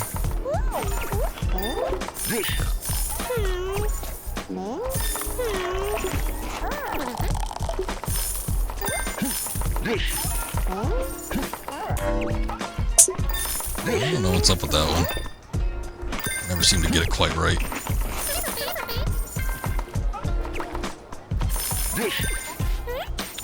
Clean up. Make more room for customers.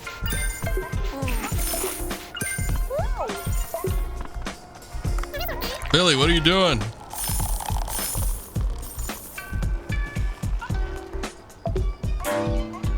Sorry. Are we? I think we're out of food, actually. Oh no, we need wasabi. Or something. I don't know.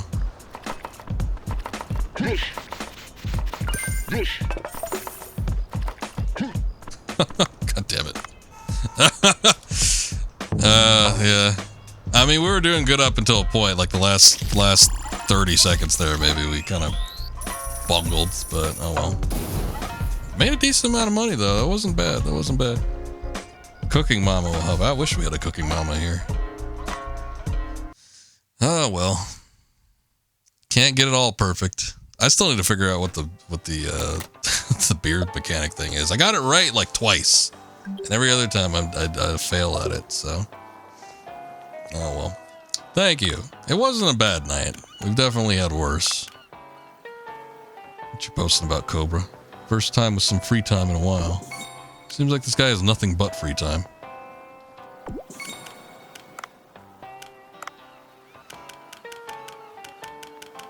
Okay. We still got a number of things to do. We still working through it. All right, though. Here's the thing. This game actually it's doling out content at a steady pace, but the pace is a little on, you know, it's not a brisk pace, that's for sure. But we do have a bit left to do, it seems, for a handful of story segments. I'm just wondering, I don't know. It seems like we've seen a lot of what this game has to offer, and I'm wondering if I want to come back to it. I have given it quite a few hours. I mean, we've put probably somewhere between 15 and 20 so far. And it's just like we've got a number of things that we need to get onto. So I don't know, I'm kind of in the air.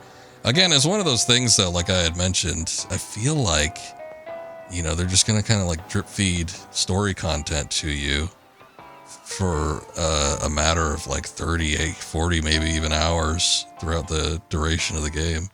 Because I don't know, it doesn't feel like I'm like going super slow or anything like that, but it's just like the nature of the game. You just start unlocking stuff a little bit further as you get ahead, but it in terms of like gameplay time, it's you get the most out of the amount of time that you put into it, I guess. So with that particular aspect of it, it's pretty good. But you know, sometimes with these games that we check out, we don't necessarily go all the way through them to completion. But I don't know. I'm thinking we might we might call this the last one. And if I play this on my own time and I see there's like something super amazing happening, I might come back to it. These games are this like type of game, and playing through this game has been like super chill though. It's had a lot of opportunity to like chat and stuff because the gameplay is not anything too intense. It gives us a good opportunity to kind of like just roam around, not have to sweat anything too much. You know, it's not like there's a strict time limit. It's just like how many times you go in the water, basically. So, like I said, it does leave a lot of room for just like kind of chatting, and I've definitely been going off while doing these streams, which is kind of unique. Because we go back to, you know, some of the more action-oriented games we've been playing. It's like I gotta focus on the gameplay more so than, you know, just kind of idly chatting. So it has been fun. I have enjoyed streaming this game. But I think we got to make some headway on some other stuff. So again, if I find like there's something like really cool that I want to get into again with this one, we might see it back up on stream. But I think it might be good for now. I'm kind of curious what that Michael, what is it? Michael Bang. I'm kind of curious what he's going to be like though. I want to see what his freak out animation looks like. Is it going to be filled with explosions and transformers and visual clutter that you can't make out heads or tails of what's going on? Maybe. We can imagine it and just feel like we know what's about to happen with it though. But I think that's going to be it for the stream for tonight. We did a decent little chunk, 3.5. Like I said, these go on for a little bit shorter than some of the other games we do, but they're kind of more chill streams. It is a little bit on the late side though. It's about 2 a.m. for me, so I think we'll call it for tonight, and we'll be back next week. Thank you, Sam. I'm glad you're able to hang out too. Always appreciate chatting with you. Thank you, Squish, again. Thank you for the follow and coming in on that raid earlier. I do appreciate that. I will be back. I might be back. I don't know. There's a game coming out, and it's nothing too special, but I might want to check it out. I was talking about it with Daler, but I think he's going to be booked up this weekend, so we're probably not going to be able to stream it. But we got that little Jedi Power Battles remaster coming out, so I'm kind of curious about playing that again after so many years. I do kind of want to check it out, and since you can do like couch co-op online these days through Steam and PlayStation, we're kind of thinking of maybe hitting that up. So if I find somebody maybe to do co-op with, because it's not a great game single player, but it's kind of fun doing co-op. So if I could find somebody to stream that with, I might end up playing that on an off day that I don't normally stream, but we'll just have to play it by ear and see what happens. If I'm doing it with Daler though, it's going to have to be either next week or whenever we can find time for it. So I don't know. But I will be back Monday. We're going to be doing Metal Gear Monday. We did get a redemption for that yesterday, actually, from Old Mythical. And he has chosen Metal Gear on the NES, which I actually forgot I owned a physical copy of. So we could probably check out doing a physical copy, my physical copy of that game on stream. The only thing, that game is hard as balls. It's super bullshit. And it's the weakest version of Metal Gear by far. It's not a good port. Metal Gear. It's probably the worst port imaginable. So yeah, if anybody's curious about like the old MSX versions, I've streamed that game probably about 5 times. It is available on YouTube as part of my VOD collection. But the NES one, I have not streamed before. I've played it once for a good solid 30 minutes, and I said, yeah, no, this is a bad game. Not Daler. Scoob said he liked it. I don't know. I'll play through it a little bit. But yeah, the problem with playing a physical copy is we got no save states or anything like that. So we're going to have to play it as legitimate as possible. We'll see how it goes. Maybe as a backup, if I just want to make some kind of progress, I might switch over to an emulator at some point, and we might do some save states just to see like if we can push through the suffering of that game. But I'm thinking that's probably not going to be the full stream, so we might end up doing another game on Monday. So it might be partially Metal Gear Monday with that NES copy, and then maybe something else after that. You have the Twin Snakes on GameCube? Yeah, I don't love that one, but I do own it. Still prefer the classic one on PlayStation. But yeah, I did stream. I've streamed almost every Metal Gear game. The only ones I haven't streamed are the PSP games. Well, I streamed Peace Walker, but I guess technically I did the HD version of that one. But I haven't done Acid 1 or 2, and I haven't done Portable Ops. And then I haven't done Survive, which was gifted to me, and I felt guilty that I never booted it up, but I still haven't. Sorry, Taylor. And I think that might be it. We've even streamed Ghost Babel. I didn't finish it on stream, but I did play a good grip of it. But we've done a lot of Metal Gear on this stream, so yeah, there's something to like about all of them. Some are a little weaker than others, but it's definitely one of my favorite series. But yeah, we'll be doing NES Metal Gear, which isn't going to be great, so don't get your hopes up. But it'll be an interesting experience at the very least on Monday, and then maybe something else. Maybe I'll pop in that Jedi Power Battles. Who knows? And then we're still working on Dark Souls 2, and we're still working on Final Fantasy 8. I'm thinking probably doing some Dark Souls on Tuesday, and maybe some Final Fantasy 8 to close out the stream week on Wednesday. But that's going to be it for tonight. Thank you guys for watching. Thank you, Derpy Tater. I know that you went off to bed, but thank you for the raid earlier. And thanks again to Black Mage Main for the sub at the beginning of the stream. I know they had to go off pretty early too, but that is just also appreciated. Yeah, and we'll be back next week at the probably soonest, but we'll see. Might be something else on that I want to jump into over the weekend. See how it goes. Anyway, you guys have a good night. I was looking around to see if I had anybody streaming, but oh, Benny just literally just started. There's nobody else I know that's streaming. I rated Benny last night, but there's like nobody else on my list that's actually streaming, so we'll go raid him again. Benny's a cool guy. He's doing Tomb Raider 2. He's still working on his no loads and no meds run, so nice little fun run for that. Thank you, Squish. Thank you, guys. Zoo. Y'all have a good night, and hopefully we'll catch you on the next one. Until then, later. Bye-bye, everybody.